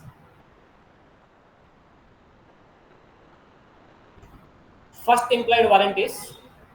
Warranty has to undisturbed position. What do you mean by warranty has to undisturbed position? Whenever A sells goods to B, then the other party or A, for example, he sold one car, right? The car is being sold from A to B. Now later A is only coming and telling, see, you please give my car back. That means whenever I'm enjoying that possession means driving the car, all those things, my possession is being disturbed here. Or some person called as C coming and telling, this car is belonging to me, then give my car back. That means because of this intervention, the possession is being disturbed here. This is a disturbed possession. In this case, you can claim only for the damages. You can go to the court and you can claim for the damages. You can't cancel the contract. Sir, in this case, first one, if this happens, that's okay. If this happens, C is coming in and telling that this car is belonging to me, it is not A's car. You give me back that car. That means there are two things available here. One is condition also breached, because condition has to title A sold something belonging to C. Then B can cancel the contract, repudiate the contract. Along with that, C can claim the damages under the what is that, undisturbed position. There are two options under this one.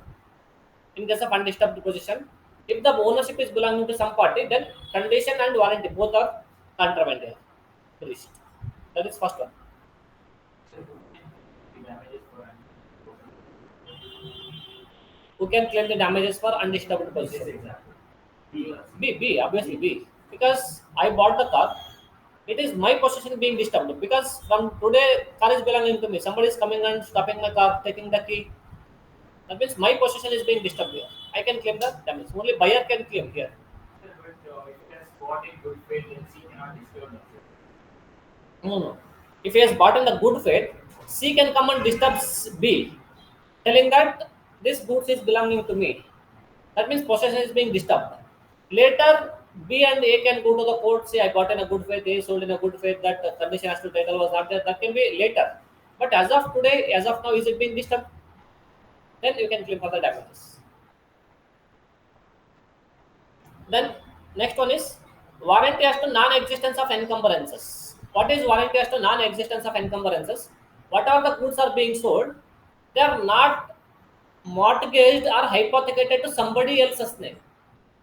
It is like you have one car. On that car, you have taken a loan from SBI. Ah, okay, we will not take SBI because that is legality. You can't sell the car unless you clear that SBI loan. Are you consider? Arogya has a car. He has taken loan from me, and I have written one document. This until unless you repay the car entire money, 10 lakh rupees, I will be having the encumbrance. Encumbrance means charge on this asset. Now Aragya sold the car to somebody else. Now the third party means Aragya to consider Shreyanka it is being sold. Shreyank, I went to Shreyank. I asked Aragya where is the car? I sold it to somebody. Then I go to Shreyank. Without that, Shreyank comes to know that yeah, this car is some mortgage or some hypothecated to somebody. That means encumbrance means charge is created. That means somebody else is also having an interest in this car. In that case, it is the warranty, breach of warranty. What is the breach of warranty? Shayan can come to Arogya and claim for the damages. What is the damage? Whatever the money required for the purpose of removing that encumbrance. He has taken 5 lakh rupees loan, he can claim that 5 lakh rupees damage and get it remove that encumbrances.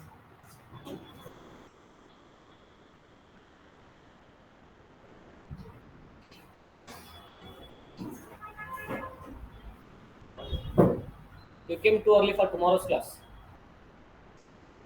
Where were you? You went home. Everybody goes home. You are living in PG. Is there any special? Then simply Chumma. Tamil word. Not you. What is that Chumma? You. Yeah, what Omkar? What do? Where is your friend? Adit.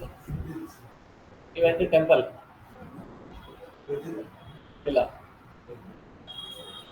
Omkara is like sir ನಮ್ಮುಡಿಗೆ ಎಲ್ಲಿದ್ದಾಳೋ ನಂಗೆ ಗೊತ್ತಿಲ್ಲ ಅದಕ್ಕೆ ನಂಗೆಲ್ಲ ಗೊತ್ತಿರಬೇಕು ಅಂತ ಹೇಳಿ then disclosure of a dangerous nature of good.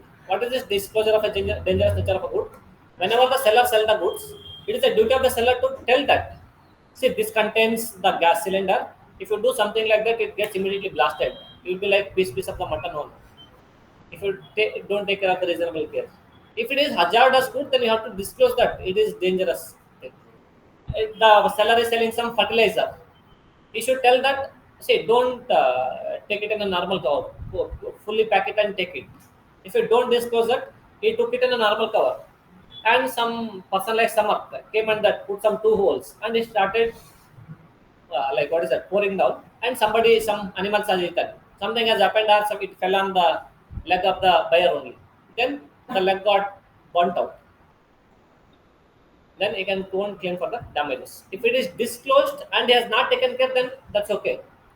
But it is a duty of the seller to disclose some dangerous nature of the goods.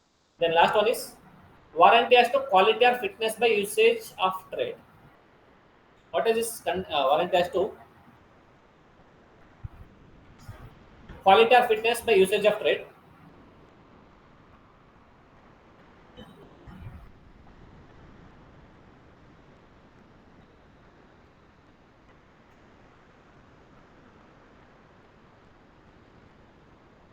If you see there, an implied warranty as to quality or fitness for a particular purpose may be annexed or attached by the usage or trade. For example, if you take a good, it will be like containing the what is that ingredients, dose of usage. See, whenever you take a tablet, it will be written that dosage will be as per the doctor prescription or maximum of 1 hour of tablet. To take 10 tablets because we have more headache, you will not be having head only from tomorrow. Regarding this implied condition or warranty as to the quality, see this quality or fitness even there in the condition also as well as it is there in warranty also. Quality or fitness for any particular purpose of goods supplied. The rule is let the buyer beware. The seller is under no duty to reveal unflattering truths. What is unflattering truths? To harm truths are not required. Basic things you have to disclose.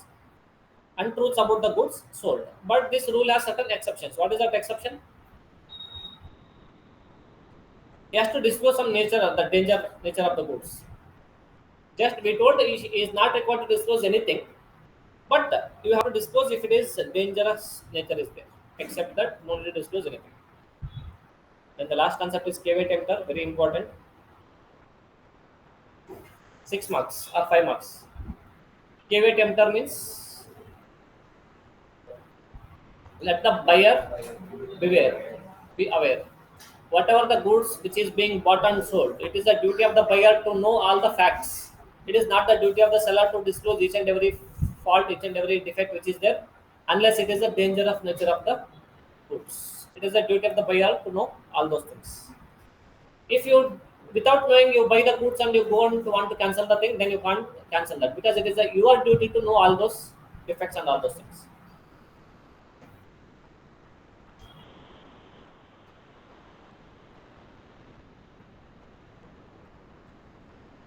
It is a duty of the buyer to satisfy himself before buying the goods that the goods will serve for the purpose which are being bought. Now, Samarth is going to Zudio. He wanted to do shopping for his birthday, and he went and bought one skirt. No, you should be aware that what you wanted to buy, what you are buying. Or he bought that one, this one. Yes, ask.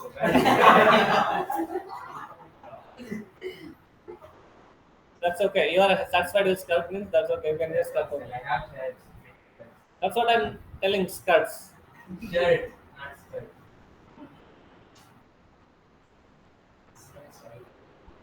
Huh? It is a duty of the Samarth to know what is buying.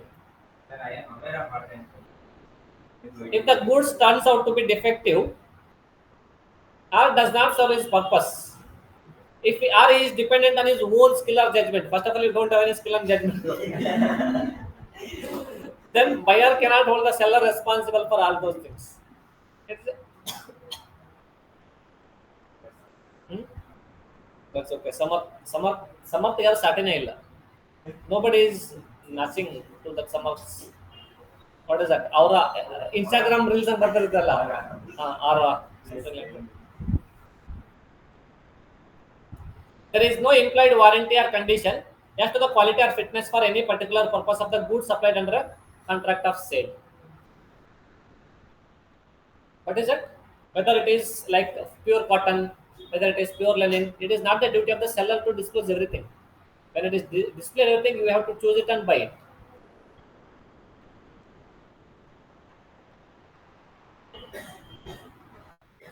Some exceptions are there. What are these exceptions? Exceptions are like implied conditions and implied warranties. Yes, I agree. It is not the duty to the duty of the seller to disclose everything. But without the disclosure, with the disclosure, doesn't matter. The implied conditions and warranties should be always there in the product. You can't sell which is not belonging to you. When I'm telling I want the good at a sample based, you can't sell a commodity which is other than the sample which I asked. Those are the exceptions. You can't say that I have seen some sample. Based on that, I added some goods. After that also, sample is being mismatched with the description quantity. Now you cannot say that let the buyer beware. Because it is sale by sample. I selected the sample and I relied on your judgment. You have to give the right quantity, right quality. Sir, there should be an option to inspect also. I have inspected, but on the first 25 kg of the bag, they put the same thing, but the last 25 kg of the bag, they put the something else of the rice. Then you cannot hold the buyer liable for that sale by sample. First one is fitness as to quality or use. When you disclose that this is what I want, this is what for purpose I am buying these things, then you can do that. Fitness as to quality or use. You cannot hold buyer liable for not being beware for getting what you wanted. Then goods purchased under a patent or brand name. When I say brand name or patent, the what is that? If you look at the Samsung mobile, Samsung S24 Ultra, S25 Ultra, that zooming that moon, that thing. That means based on that only I'm buying on the trademark. I'm not buying Redmi, which is having 200 MP of camera. I'm buying Samsung, which is having 200 MP of camera, which is you disclosed. When I buy that, you cannot say that let the buyer beware. No, it is by bottom trade name or brand name. Goods sold by description, goods of merchantable quality, sale by sample, sale by sample as well as description, trade usage. All these things you cannot hold the buyer liable for not getting what he wanted, because all these things are implied. You have to do all these things even with this without description also. Then last one is seller actively conceals or a defect or is guilty of a fraud. It is not been under implied one. What is this? The seller purposefully wanted to sell something so that he has some stock, so that he can do some stock clearance, all those things. By concealing one fact. What is that concealing fact? The motor cycle, for example, Hero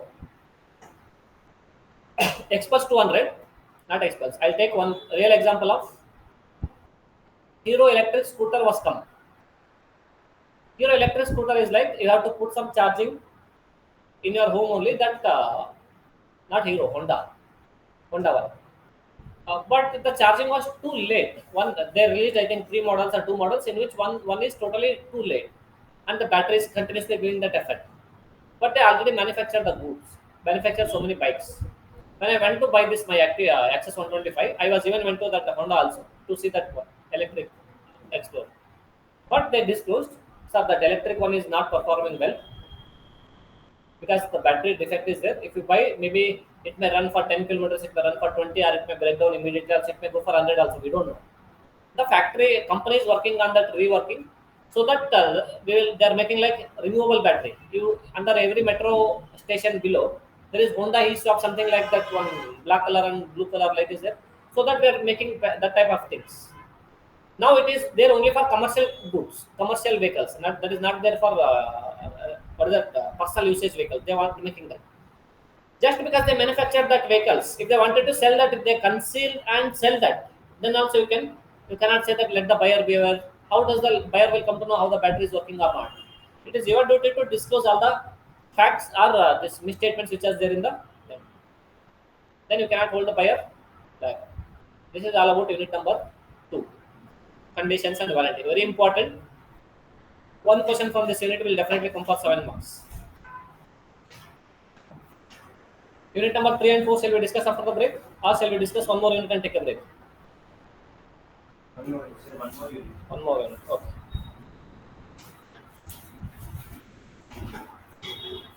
This unit is simple only.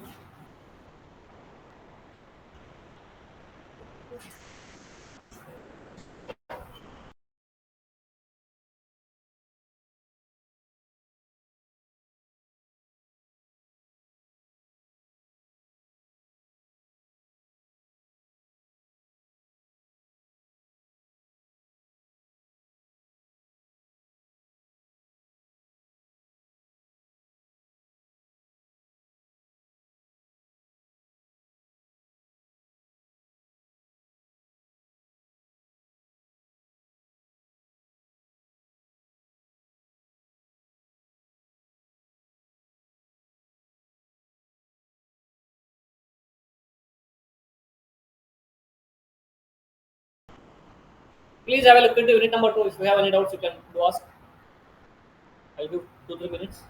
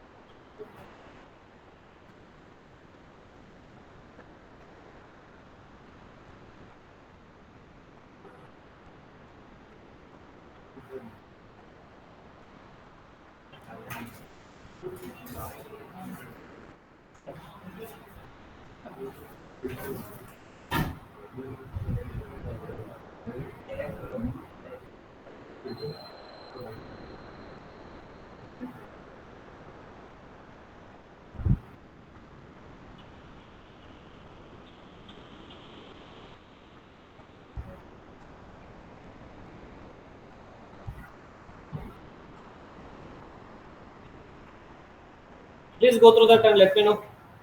Any doubts?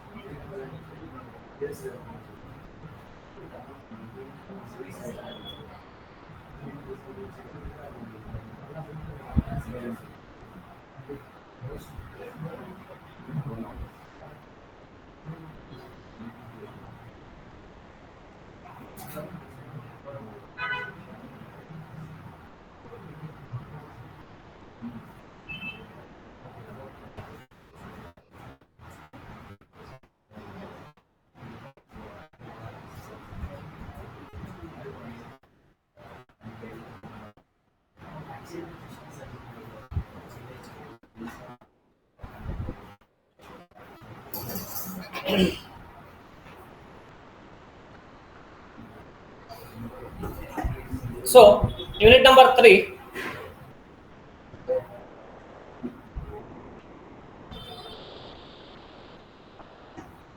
transfer of ownership and delivery of goods.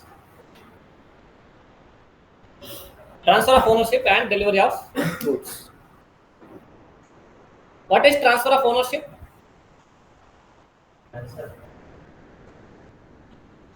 What is transfer of ownership? Transfer ಮಾಡೋದು ownership ಗೆ transfer of ownership ಅಂತಾರೆ.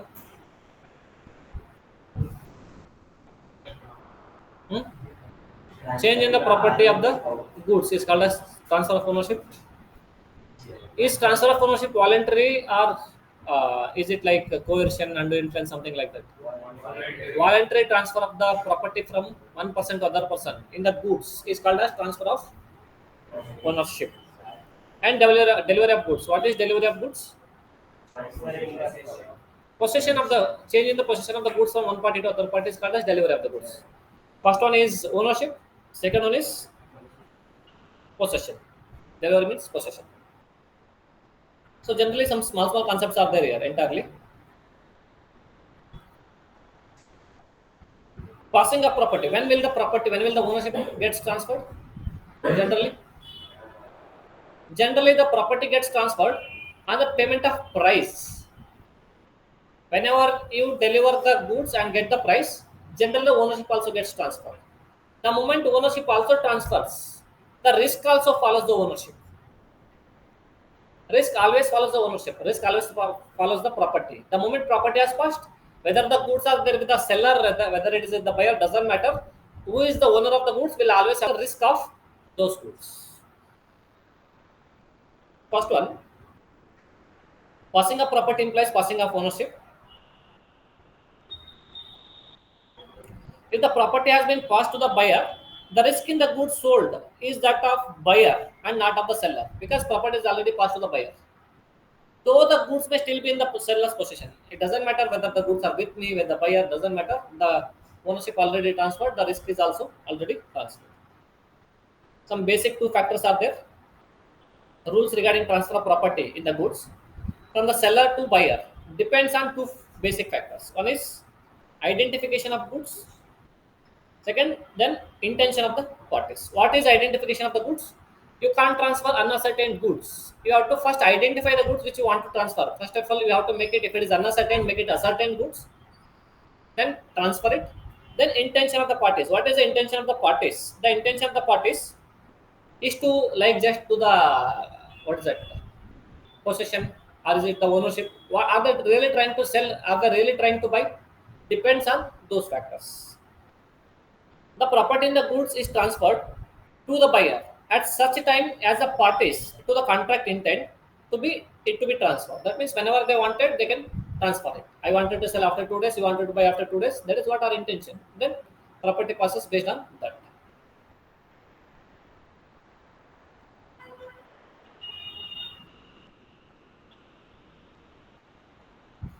Generally, primarily, the ownership, whether it is a specific good or a certain good, is always passing when the intention to pass the property is there. I'm having a bike.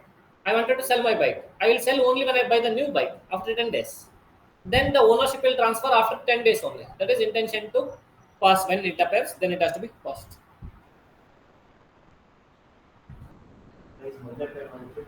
The price doesn't matter. Price is not the criteria, not at all the criteria. Ownership is the criteria. When will it transfer? It depends.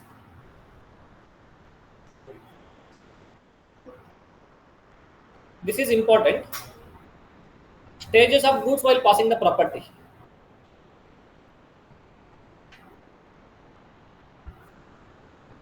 What is the stages of the goods while passing the property? Whenever you want to sell the goods, whenever you transfer the property, with respect to different goods, how do you do it?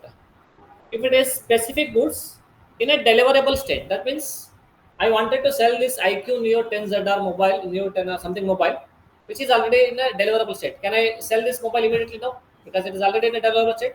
That is what we are discussing now. Specific goods in a deliverable state. Then comes specific goods to be put into a deliverable state. What is this? 1 kg rice. Put into the conveyors. No. Specific goods has to be put. I'll take the mobile example. We'll take mobile example. Actually, mobile is not here. Mobile is there in my room. I have to do something to put it in a deliverable state. I have to go to the room. I should bring the mobile and I should put it and make it as a deliverable state. Or this screen guard is not there. This back cover is not there. The buyer told I want along with those things. I have to do something to put it in a deliverable state. But both the things are specific goods only. Then again, specific goods are only there already in a deliverable state. But seller has to ascertain the price. It is like whenever you go to a DMart, you wanted to buy 1 kg of rice, loose rice. Is it a specific good? Because you wanted that 65 rupees kg rice, 1 kg rice. You put it in a cover. The cover is already in a deliverable state. But unless until you weigh that and put the price tag, that weighing machine, if you put it there, give that tag 1.2 kg, 75 rupees is the price. that has to be done. That is three things. One is specific goods already in a deliverable state. Specific goods, something has to be done to put it in a deliverable state. Then specific goods in a deliverable state, but the seller has to ascertain the price to put it to deliver the goods. The three things are there here. We're discussing what? Passing of property. If it is a specific goods which is already in a deliverable state, when will the property passes? The moment the contract is made. The moment the contract is made, it doesn't matter whether the goods are delivered, whether the goods are not delivered, doesn't matter. Is it ready to deliver? Yes, sir. The moment contract is made, ownership is already transferred to the other party.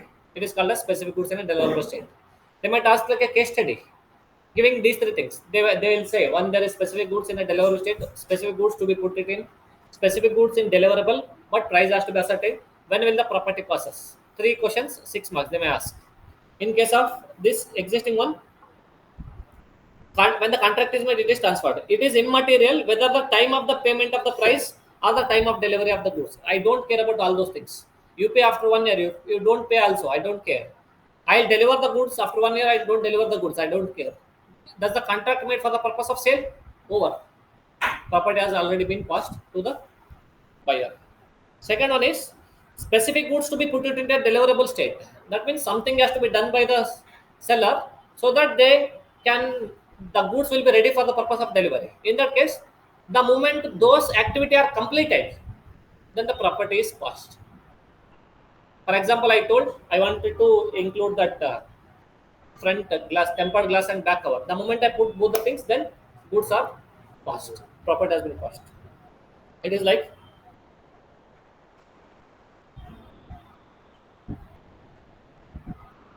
the property does not pass until such thing is done and the buyer has a notice thereof. Yes, this is what I forgot. I have done that. I put the front tempered glass and back cover, and I told to the buyer, see, everything is ready. You can take the delivery. I have to give the notice to the other party. Then it is property has been passed. Then specific goods, the same thing, something ascertain the price. When does the property passes? Property does not pass until such act or thing is done and the buyer has a notice thereof. That means you took that weighing machine, put that thing on the weighing machine, price has already been fixed and it is given to the buyer. Or the buyer has been notified, say this is being done. Then the property has been passed. Specific goods deliverable state, contract is made. Specific goods to be put it in a deliverable state, then the activity which is required to be put it in a deliverable state has been done and buyer has been notified thereof. Then property passed. In case of specific deliverable state, price ascertainment. Then price ascertainment has been done and buyer has been notified for that price has been ascertained. Then property has been passed. Three specific cases. Property means ownership. Is that okay? Then unascertained goods. When in case of unascertained goods, when does the property passes? The moment they become goods are ascertained. I have 10 mobiles. I wanted to buy 5 mobiles. Total 10 mobiles are unascertained now. The moment I select 1, 2, 3, 4, 5, 2, 7, 8, 9, 10, then it is ascertained goods. The moment it is ascertained, the property passes. Some unascertained goods related some provisions are there. First one is sale of unascertained goods by description and appropriation. What is this description and appropriation? Appropriation of goods involves selection of the goods with the intention, selection of the goods with the intention of using them in performance of the contract and with the mutual consent of the seller and buyer. What are they trying to tell? Sale of unascertained goods by description and appropriation. What is appropriation? Making it available for the purpose of usage. Appropriation for the usage. If it is unascertained goods by description, but you have to what is that? Make it ready for the purpose of putting it into the use. For example, I wanted 5 mobiles out of 10. All those 10 are unascertained only. The moment they take out 5 mobiles, they become ascertained goods. And that taking out is called as appropriation. We are appropriating 5 mobiles for this sale. And when it is sale by description, what is sale by description? iPhone 16 Pro Max. Out of the 5 mobiles I wanted. That thing. Appropriation of goods involves selection of goods. First of all, you should select the 5 mobiles with the intention of using them in performance of the contract and with the mutual consent of the seller and buyer.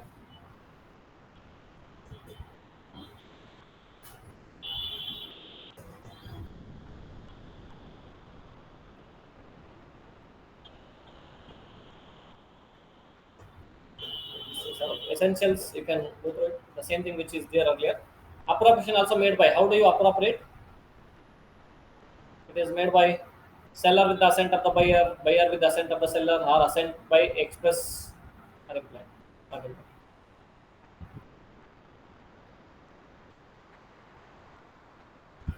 The assent may be given before or after the appropriation. What do you mean by before or after the appropriation? Okay, I want 5 mobiles. I am buying that now. Which mobile you select, I don't care. Or first you select the mobile, then I give the permission. I'll buy them.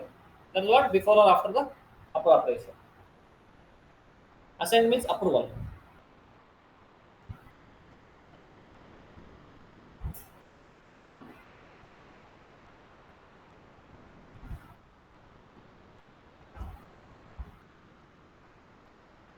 Then delivery of the goods to the carrier. That means I'm putting some goods. I'm sending some goods from Bangalore to Chennai. The buyer is in Chennai. The seller is in Bangalore.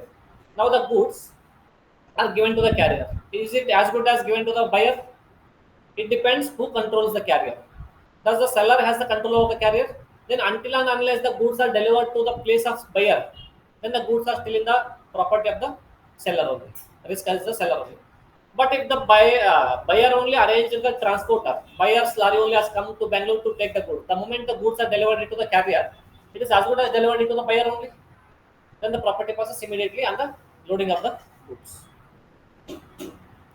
Then goods under approval or sale or return basis. What is approval? You remember the three example. Samarth bought 3 shirts. Samarth Akshay, somebody has bought 3 shirts, red, yellow, and green. Uh, there are 3 conditions. The condition is like the he wanted 1 shirt, but he liked 3 shirts. He does not know which shirt to buy. We take 3 things. Yeah. He bought one blue shirt. He took one blue shirt and one green shirt and one red shirt. He wanted to buy only 1 shirt, but he does not know which shirt to buy. Then he told to shopkeeper. He told to shopkeeper, "You give me all these 3 shirts. I'll go to my home and I'll ask my mother which shirt looks good on me." Then Samarth went to home, but before giving these things, the seller shopkeeper told, "If you don't reply within 3 days which shirt you are buying, then I consider you bought all the 3 shirts." That is one case. Second case is uh, this is what he told and sent it. Then Samarth went home. Then his mother told, "Okay, green suits you better." Then it called the shopkeeper and told, "Sir, I'll keep the green shirt." That means when the sale is on seller approval basis, the moment the buyer gives his assent for the specific shirt or specific item, then it is over. Sale is completed. Property passed. Second one, he did not call the shopkeeper for 3 days. Then property with respect to all the 3 shares has been passed to Samarth now. Or Samarth does something so that the seller has come to a conclusion Samarth already bought that shirt. You remember that Samarth went to a marriage. The shopkeeper also came to the same marriage. He wore that green color shirt. So shopkeeper felt that, oh, he bought that shirt. That is why he is wearing that. That is what seller approval basis. Property process based on those 2 things. But real finance cannot be considered as different. But seller return or approval basis, it is an exception. The condition is only telling that if they are giving 3 years time, then sale for cash only are return. That means if you pay the cash, it is yours. If not, then please return it and get out of the shop. Then reservation of a right of disposal. What is this reservation of a right of disposal?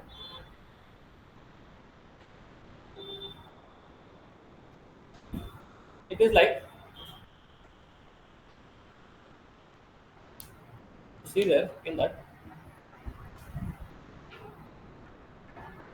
the seller only had one right of disposal. If you don't fulfill that condition, the seller will not give the right of disposal like that. Something is there. You see there, contract with specific goodwill, good service. So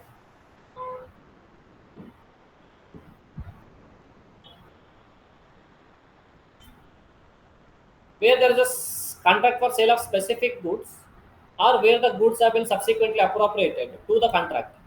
The seller may, by terms of the contract or appropriation, as the case may be, reserve the right of dispose the goods until certain conditions have been fulfilled. If you don't fulfill that condition, you don't get these goods.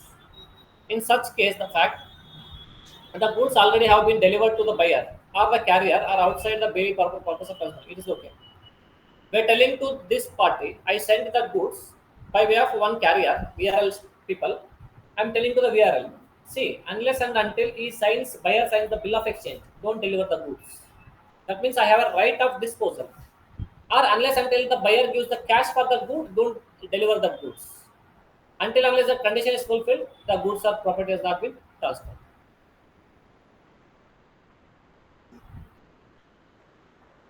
When they can keep that as reserve with the right cases, circumstances, one is by off the goods are shipped by railway administration and the bill of lading should be delivered to the other party only when they make the payment, or by off the bill of exchange, or by way of okay, they gave only two things. And I sent by some goods by of rail, and I told the railway person, if he makes the payment, then only you deliver the goods. But the bill of railway receipt, the buyer gave some bribe to the railway officer and obtained the bill of railway receipt, then they will unload that goods. That is not considered as valid transfer of the property. Valid transfer of the property happens only when the condition which is there that has to be fulfilled. Then only you get the valid rate of those things. Then again we say risk primarily passes with the property. When the ownership passes, the risk also passes. It doesn't matter the money is paid or not. It doesn't matter whether the goods are delivered or not. Unless until some intention of some other contract is there. Contract is like, see, you take the price, you pass the ownership. But until unless I take the delivery of the goods, the risk is with you only. If the buyer says this and goes, then the risk is with the buyer, seller only. But no intention, no contract is there, then the risk is always passed with the property. The moment property has passed, the risk is also passed to the buyer. Read this part. It is important. Some two qualifications are there. That's what we discussed now. Then we are almost.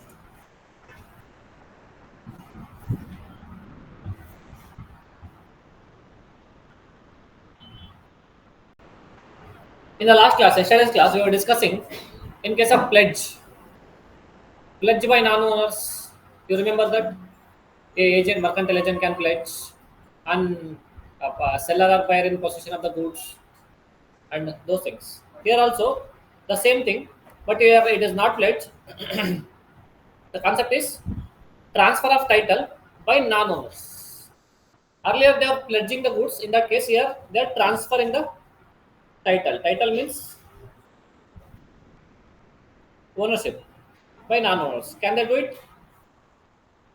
Generally, sale by a person, not the owner, is not possible because only a owner can sell the commodity, those commodity. But there is one Latin word called as maxim. Nemo dot quod non habet. What is this? No one can transfer what he does not have. If he does not have the ownership, he can't transfer the ownership also. Nemo dot quod non habet. So, but there are certain exceptions where a non-owner can also sell the goods, transfer the title. First one is definitely by sale by mercantile agent. Agent is appointed for the purpose of sale of goods only. Whether he is the owner or not the owner doesn't matter because he is not the owner, he is the agent. For that, he should be in possession of the goods or document with the consent of the owner. Either possession should be there with the agent or the document of the goods should be there with the agent. Along with that, the sale was made by him when acting in the ordinary course of business as a mercantile agent. After removing from as a mercantile agent or after he is being resigning as a mercantile agent, if he sells later, it is not considered. It is considered only when it is ordering in the ordinary course of business, when he was an agent. And buyer should have acted in good faith and has at that time the contract of sale. no notice of the fact that the seller had made no authority to sell. That means seller buyer should buy it in a good faith. That's it. Then the mercantile agent can immediately transfer the goods to the buyer. And they have given one more thing also.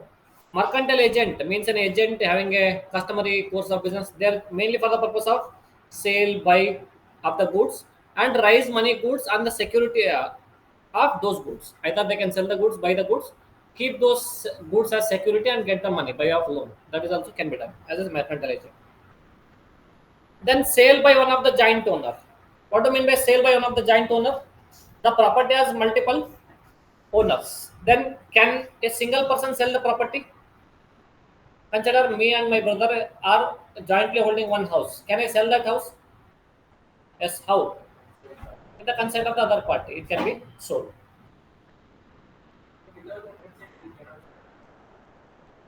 Without the consent, if we sell, I can sell, but he has the option to go to the court and get it cancelled because there is also owner.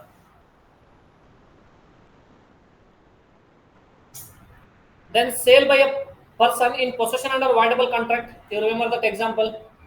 10 lakh rupees bike. I bought it for 1 lakh under the coercion, threatening the other person. Before he goes and cancel the contract, I sold it to some other party. Is it valid? Yes. But the other party should buy that goods in good faith. That is very important. And the other party should not have the knowledge that I am not the owner, something like that. Then sale by one who has already sold the goods but continues to in possession thereof. This is also we saw in the pledge. I sold the goods, but the buyer told I'll take the delivery after 2 days. That means sale is done. The goods are with me only. Then I can sell it to some other party also. I can pledge with some other party also. In the earlier unit, I discussed about the pledge. In this part, it is the selling is also available. Then sale by a person, buyer, obtaining possession before the property in the goods are vested with him. That means he has taken the delivery of the goods before the ownership has come to him. Then he can sell it to some other party without the ownership also. That is what they tell you. Then effect of estoppel. What is effect of estoppel? What is estoppel? Huh? Holding out, that is partnership. Here, what is estoppel? Similar only, but where the owner is estopped by the conduct from denying the seller's authority to sell, the transfer will get a good title as against the true owner. But before a good title by estoppel can be made, it must be shown that the true owner had actually suffered or. Okay, I think I have given an example of this Akshay. I am having a mobile shop. Akshay is just one day has come to mobile shop, and one girl comes on which he has a crush, and 50,000 rupees mobile he shows it for 20,000, and I still remain calm without telling that no, that is not 20,000. Akshay is not my agent, something like that. You don't you remember that example? Akshay, ನೆನಪಾಗಿಲ್ಲ ಯಾರಿಗೆ ಕೊಟ್ಟಿದ್ದು mobile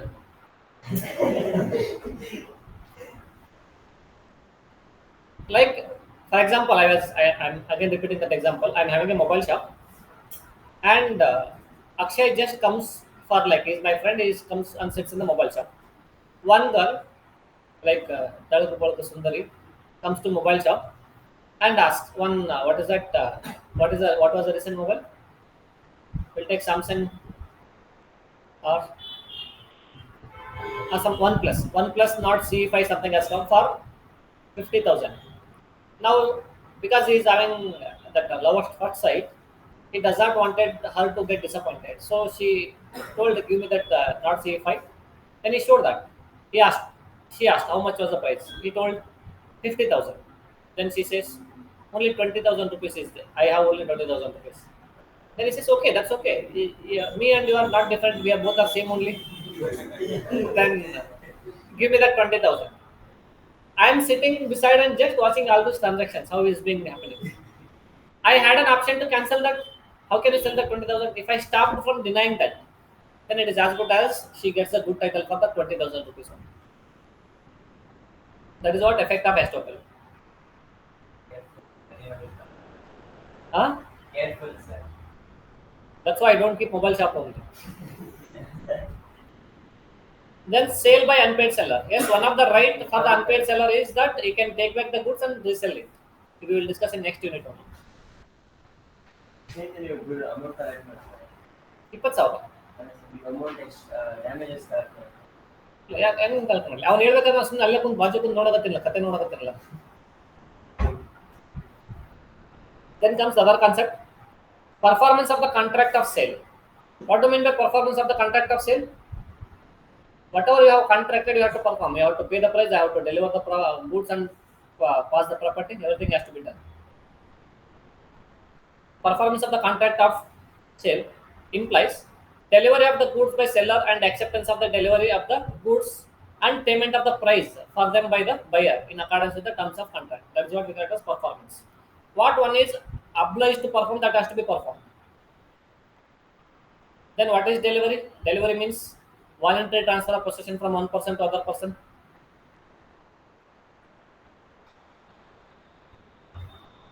The delivery can begin. I am not repeating that. Actual delivery, symbolic delivery, constructive delivery. We discussed in unit number 1 only. And payment and delivery are concurrent conditions. What is payment and delivery are concurrent conditions? You make the payment, get the goods. Make the payment in one hand, get the goods in other hand. One after another, or both at the same time. Payment and good delivery are concurrent conditions. Concurrent means parallel, or one after other.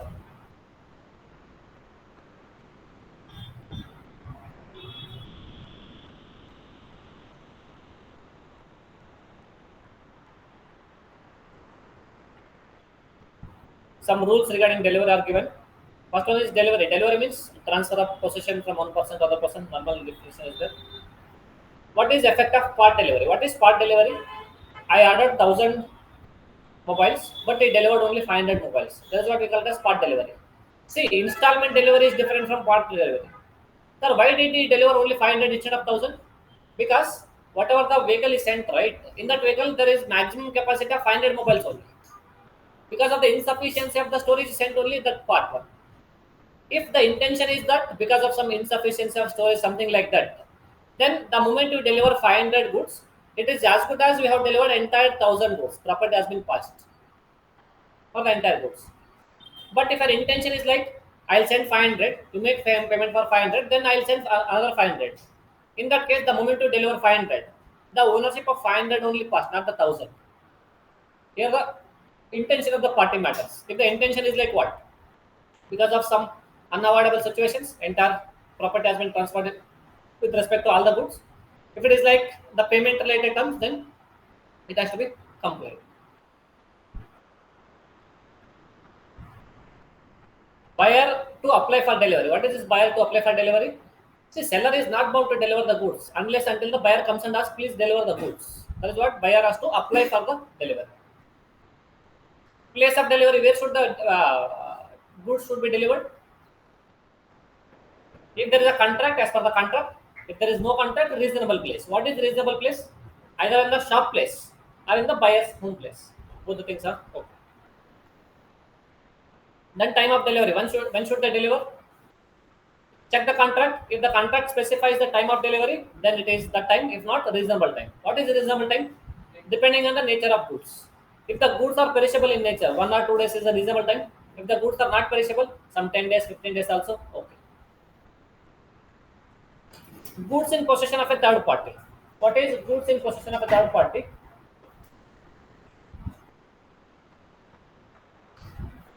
It is like, you remember the constructive delivery example?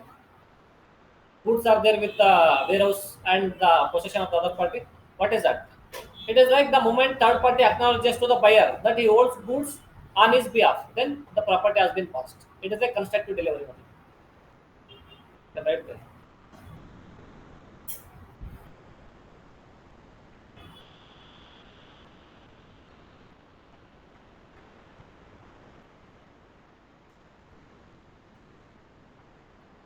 Time for tender of delivery. Tender means giving the delivery. Tender. Please tender the change. In hotels and buses, it will be written like please tender the exact change like that. So when should you deliver? The delivery depends on demand or tender of delivery may be treated as ineffectual unless made at a reasonable hour. What is reasonable hour is a question of fact. When should you do the delivery? Reasonable time. What is the reasonable time? 10 to 6, 9 to 6, that time. You can't go to 12 o'clock midnight and tuck, tuck, tuck, I want to deliver the goods. No. Some of these recently married. How can you disturb him? Then expenses for the delivery. Who has to bear the expenses of the delivery?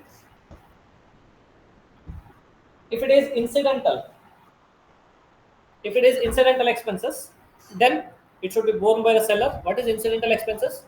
To make the goods put it in a deliverable state.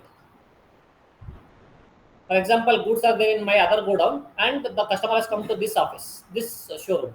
Then whatever the expenses are there from bringing from there to here, it has to be borne by the seller only because he is selling that in the absence of contract to the control. Then delivery of the wrong quantity. What is this delivery of the wrong quantity? It is like I ordered 100 units. Either they delivered 150 units or they delivered 50 units. Both the things are called as the wrong quantity delivery. In that case, what a buyer can do, buyer can, in case of first one, accept 150 goods, entire 150 goods.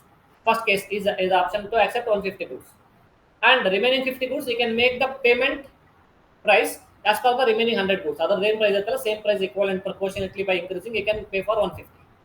Or he can accept 100 goods, or he can reject 150 goods.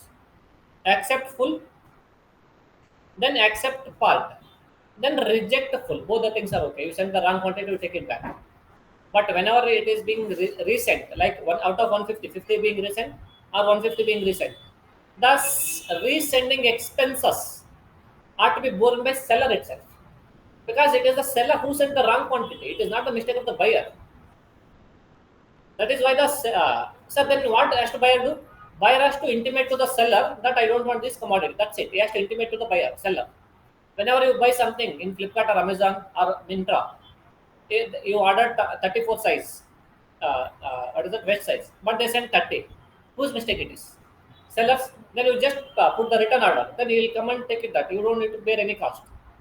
That is why it is wrong quantity. In case of 50, either you can reject entire 50 and pay the proportionate price, or you can reject the entire 50. Accept or reject. Then comes installment delivery. What is installment delivery? That part delivery was there, right? Because of the insufficiency of the space. That is what part delivery.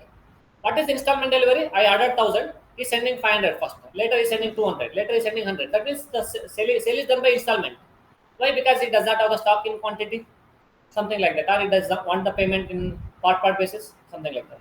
Then in that case, it is only for that extent what the goods are delivered, the profit has been passed, unless until the contrary arises. See, whatever we are discussing, for all these things, if the contract was there, go by the contract. If the contract was not there, then come for these things.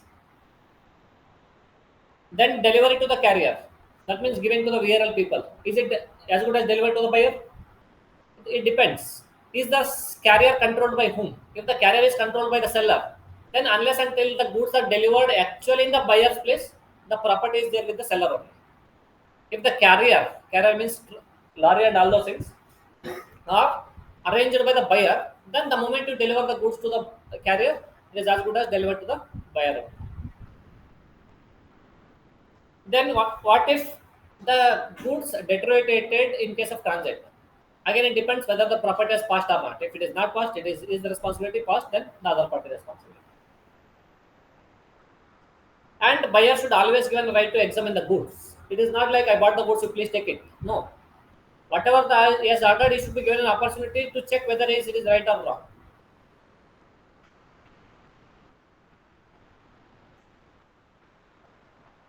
Buyer not bound to reject the rejected goods. What is this? Whenever you place that return order in case of Mintra, you don't need to go to DTDC and give that good. Don't need to reject and return that good. You just put the return one. They only will come and select, pick up that good. That is, he is not bound to reject the goods. He just put the return one. Return the rejected goods. Liability of the buyer for neglecting or refusing the delivery of the goods. What is this? I went with the goods to the buyer place, but the buyer is not ready to take the delivery of the goods only. Then whatever the loss happens, for example, I took a rented lorry and I went there. I thought one day will be sufficient for delivery, but the buyer made me wait for 2 more days. I had to pay 2 more extra days of this one rent of lorry. That has to be borne by buyer only because it is the duty of the buyer and mistake of the buyer. So we begin unit number 4. Unpaid seller.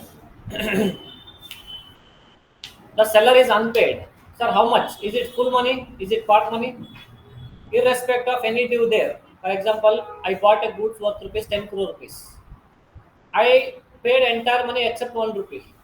Then also it will be called as unpaid seller. It doesn't matter how much money is spending. If the money is spending with respect to the seller, the payment has to be done. Then he will be called as a unpaid seller. And whenever he is an unpaid seller, he has a right. He has a right with respect to two things. One right is with respect to the goods he has. One right with respect to the buyer he has. What is that goods he has? He can exercise the right of lien with respect to the goods. He has a right to stoppage in transit so that goods are not reaching to the other party. With respect to the buyer who has not paid the money, for him also he has the money that he can go to the court, sue, collect the money. Those things are there. We will see all those things here in case of unpaid seller.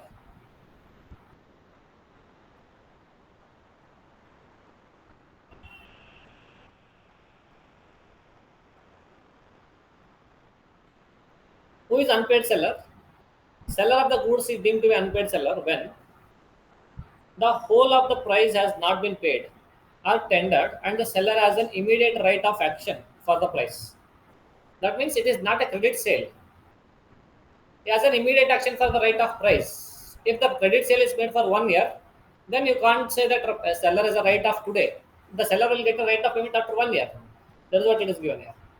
When the bill of exchange or other NI has been received as a conditional payment, and the condition on which it was received has not been fulfilled by the reasons of dishonor of the instrument. If they gave a check got dishonored. That means payment not received. Then that party we call it as unpaid seller. What are the rights of unpaid seller? Unpaid seller's right. First one, right of unpaid seller against the goods. Then, right of unpaid seller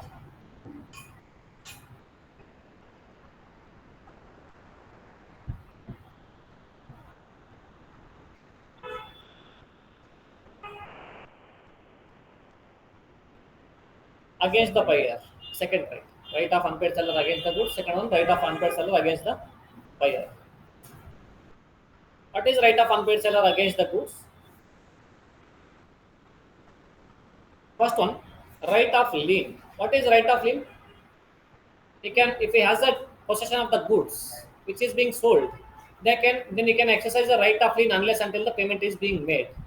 Right of lien means withholding the goods which are required to be delivered. Unpaid seller has a right of lien on the goods for the price while he is in possession until the payment or tender of the price of such goods. It is a right to retain the possession of the goods and refusal to deliver them to the buyer until the price due in respect of them are paid or tendered. Tender means given. In the following cases only you can exercise the right of lien. What cases? Goods have been sold without any stipulation of credit. That means only cash sales. Then only you can exercise the right of lien. Or where the goods have been sold on credit, but the term of credit has been expired. 5 months you give, 5 months is already done. Or buyer becomes insolvent. 3 cases you can exercise the right of lien. It is important for examination. Try to remember when the buyer can exercise the lien, right of lien.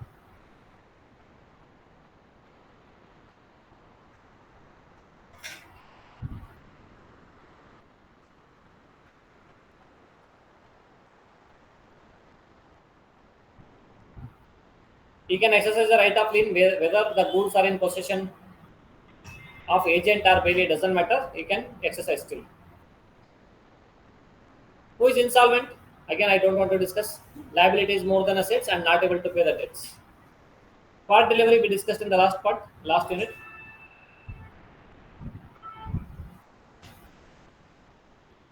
Will that lien gets terminated? That means can he give the possession of the goods to the buyer?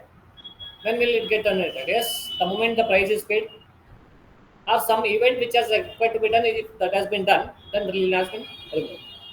When he delivers the goods to a carrier and other bailey for the purpose of transmission to the buyer, without reserving the right of disposal of the goods. That means I gave already to the VRL, but I don't have any right to call back that goods. In that case, lien cannot be exercised. It is already delivery has been done. Where the buyer or his agent lawfully obtains the possession of the goods, not by stealing, not by doing that thefting, lawfully obtained the possession of goods. Where the seller was waived the right of lien. That means I only gave out the right. Okay, I don't want to withhold your goods. Take it out. Take it away. Then also I lost the right of lien. Then by estoppel, where the seller so conducts himself that leads the third party to believe that the lien does not exist. In these cases, right of lien will be terminated. Terminated means the seller will not get a right to withhold the goods with respect to those things. Then, second right which he has is right of stoppage in transit.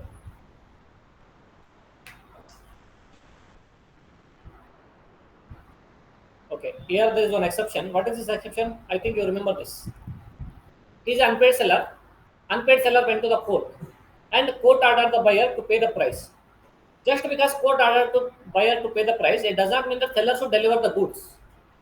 Until unless the actual payment comes, the buyer seller should not is not in a position to deliver the goods. It is just the order of the court. Actual payment, actual delivery. No payment, no delivery. Then meaning of right of stoppage in transit. What is right of stoppage in transit? The goods are left the seller's place and not yet reached the buyer's place. In between that place is called a stop goods in transit.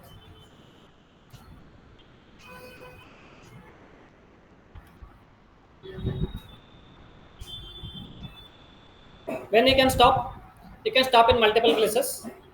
The right of stoppage in transit means the right of stopping the goods while they were in transit to regain the possession and retain them till the full price of the goods have been paid. That means I can call the courier person.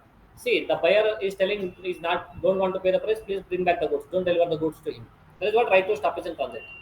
But if you have already delivered the goods to a carrier of the buyer, do you think seller you listen seller's words? No. Then it is as good as you lost the right of stoppage in transit. Here, when the unpaid seller has parted with the goods, what is parted? Sent away the goods to a carrier and the buyer becomes insolvent. That means buyer not in a position to pay. Then also you can exercise the right of lien.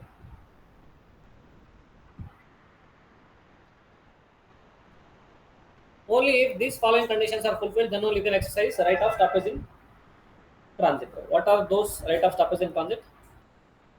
First of all, the seller must be unpaid. If it is paid, then we don't want to discuss this unit only. Seller must be unpaid. He must have parted with the possession of the good. That means goods already in transit. The goods are in transit. Okay. The buyer has become insolvent, and the right subject to the provisions of the act. Whatever the conditions we discussed, all those conditions have to be satisfied. Sale of goods act 1 to 3 unit. If these things are there, then he can exercise the right of stoppage in transit. Only when buyer is inside. With respect to insolvent, these are the conditions. If the dishonour of the check, other things are other different. Only for insolvent, this is given. What is the duration of the transit? Today is 5th of August. I sent today by way of lorry. It reached to the buyer on 10th. 5th to 10th is called as duration, transit period. Duration of transit is 5 days. When does the transit come to an end?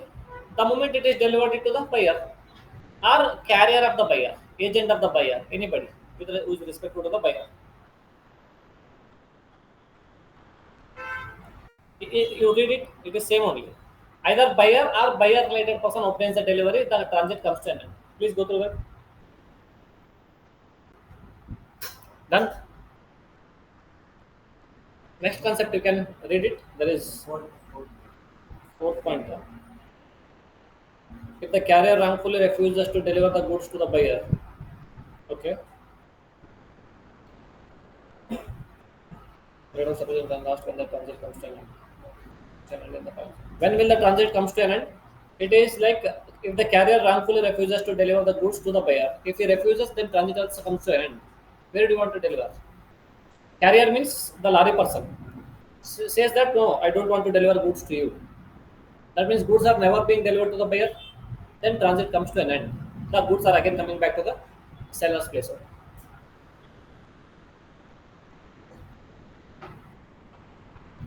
This you can read, nothing much important.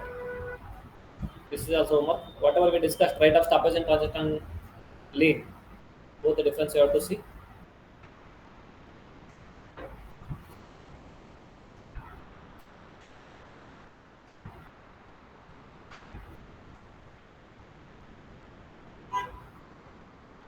This is also okay.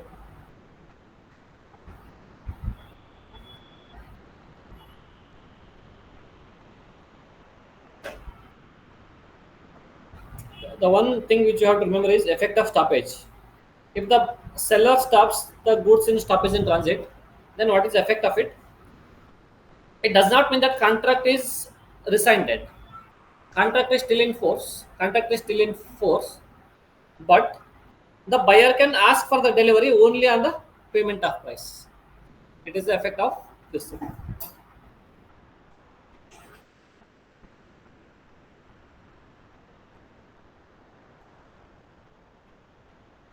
Third right is right of resale. First one is right of lien, right of stoppage in transit. Third one is right of resale. Yes, whatever the goods he has obtained, what is the use if you don't allow him to resell? It is waste for him only. That is what the third right it is given.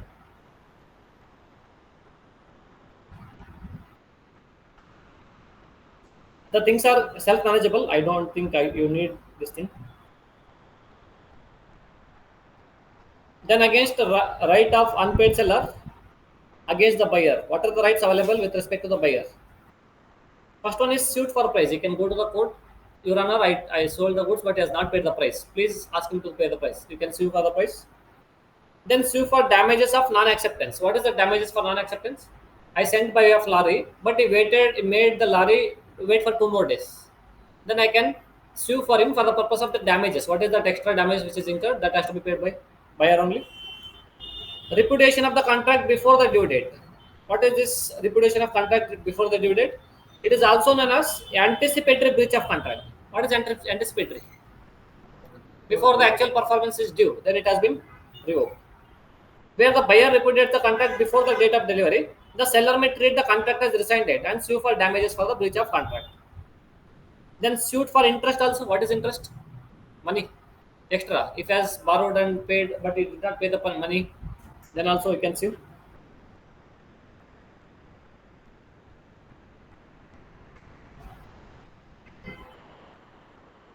Damages for non-delivery. What is this? Seller told that he will deliver on some date, but he did not deliver. For them, the buyer will be in some loss. Then buyer can choose. The buyer may sue the seller for damages for non-delivery.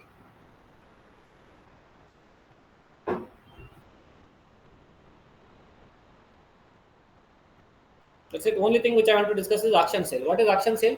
Remaining things you read it. It is self-manageable, and we discussed by of concept already. Auction sale is what? The sale which is done by of calling the bidders, calling the tenders. In case of auction sale, the seller appoints one person called as auctioneer for the purpose of calling the bidding, so that the highest bidder will be allotted the goods along with the ownership.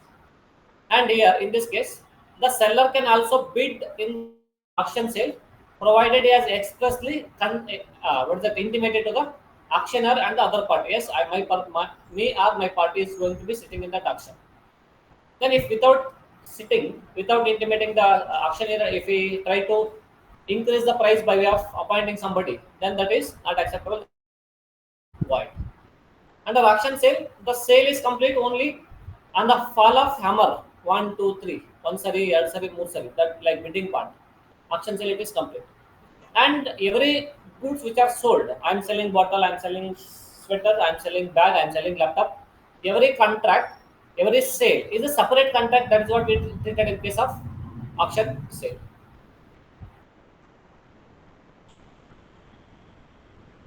And there will be something called as base price. What is base price? Minimum price from which it has to start. We call it as reserve price. No, not face value.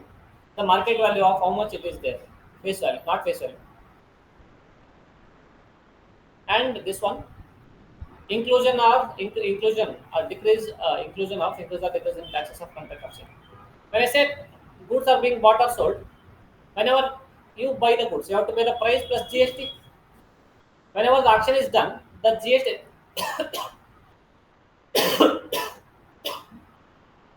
the GST rate was 5%.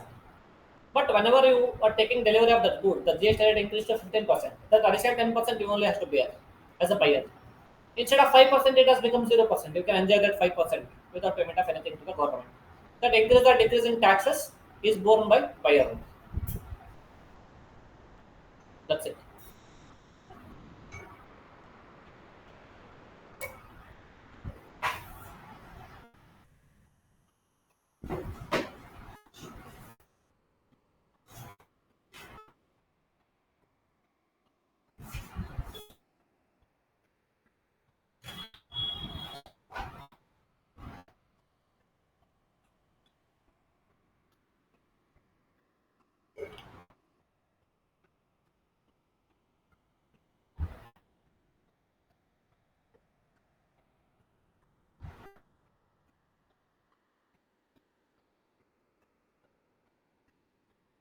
This is about chapter number 2.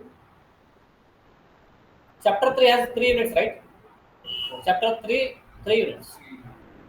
4 units. Chapter 3 means next chapter. Partnership. Chapter 4, 3 units. Then LLP, then company side, then NI, negotiable instrument.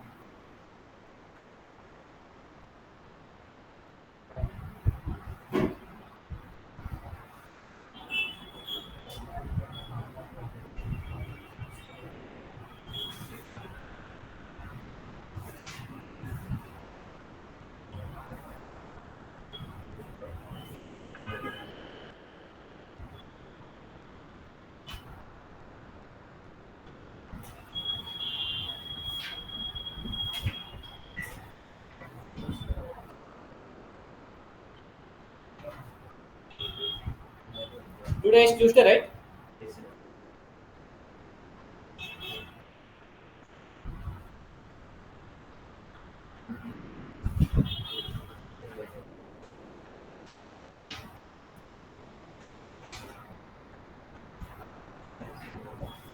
I think Thursday will be our last class. We don't need till Friday, I think.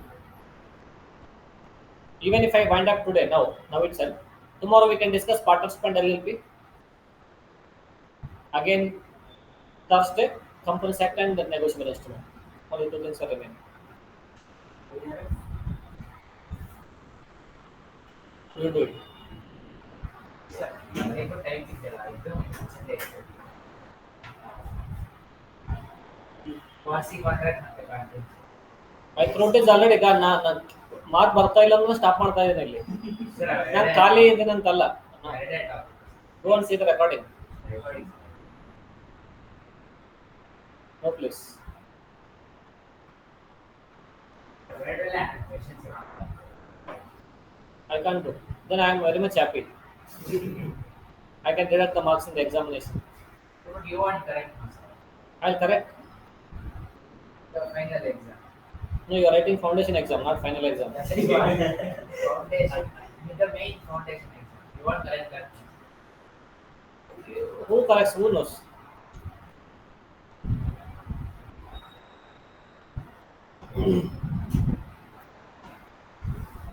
Okay, we will wind up now. My throat is already gone. So much of pain is there. Tomorrow I'll see what we have to cover. Tomorrow, if possible, we will cover Partnership and Companies Act.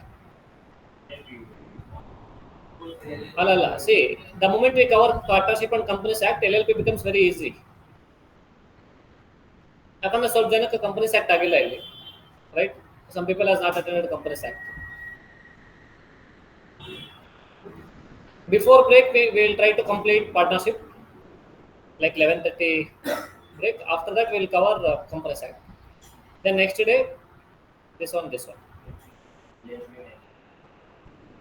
If time permits, maybe if we take Friday class, then we'll do IRF also, if possible. Right, we will wind up now. See you in tomorrow's class. Do revise, don't leave the time, don't waste the time. Keep on revising. If you have any doubts, you can ask now with respect to Soga.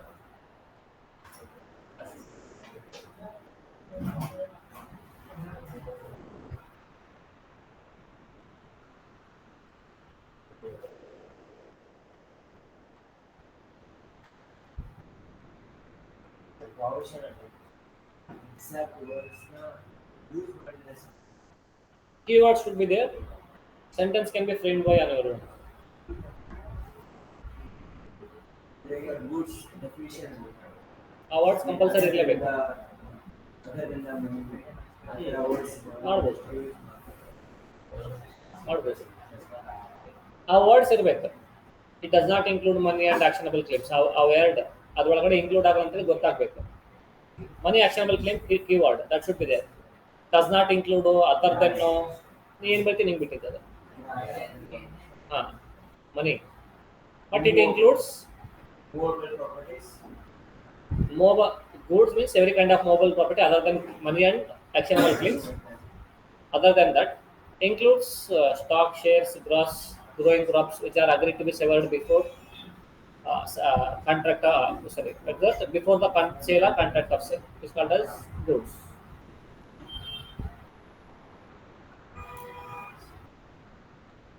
Okay. When do we have breakfast? Very good. 8. You're not well.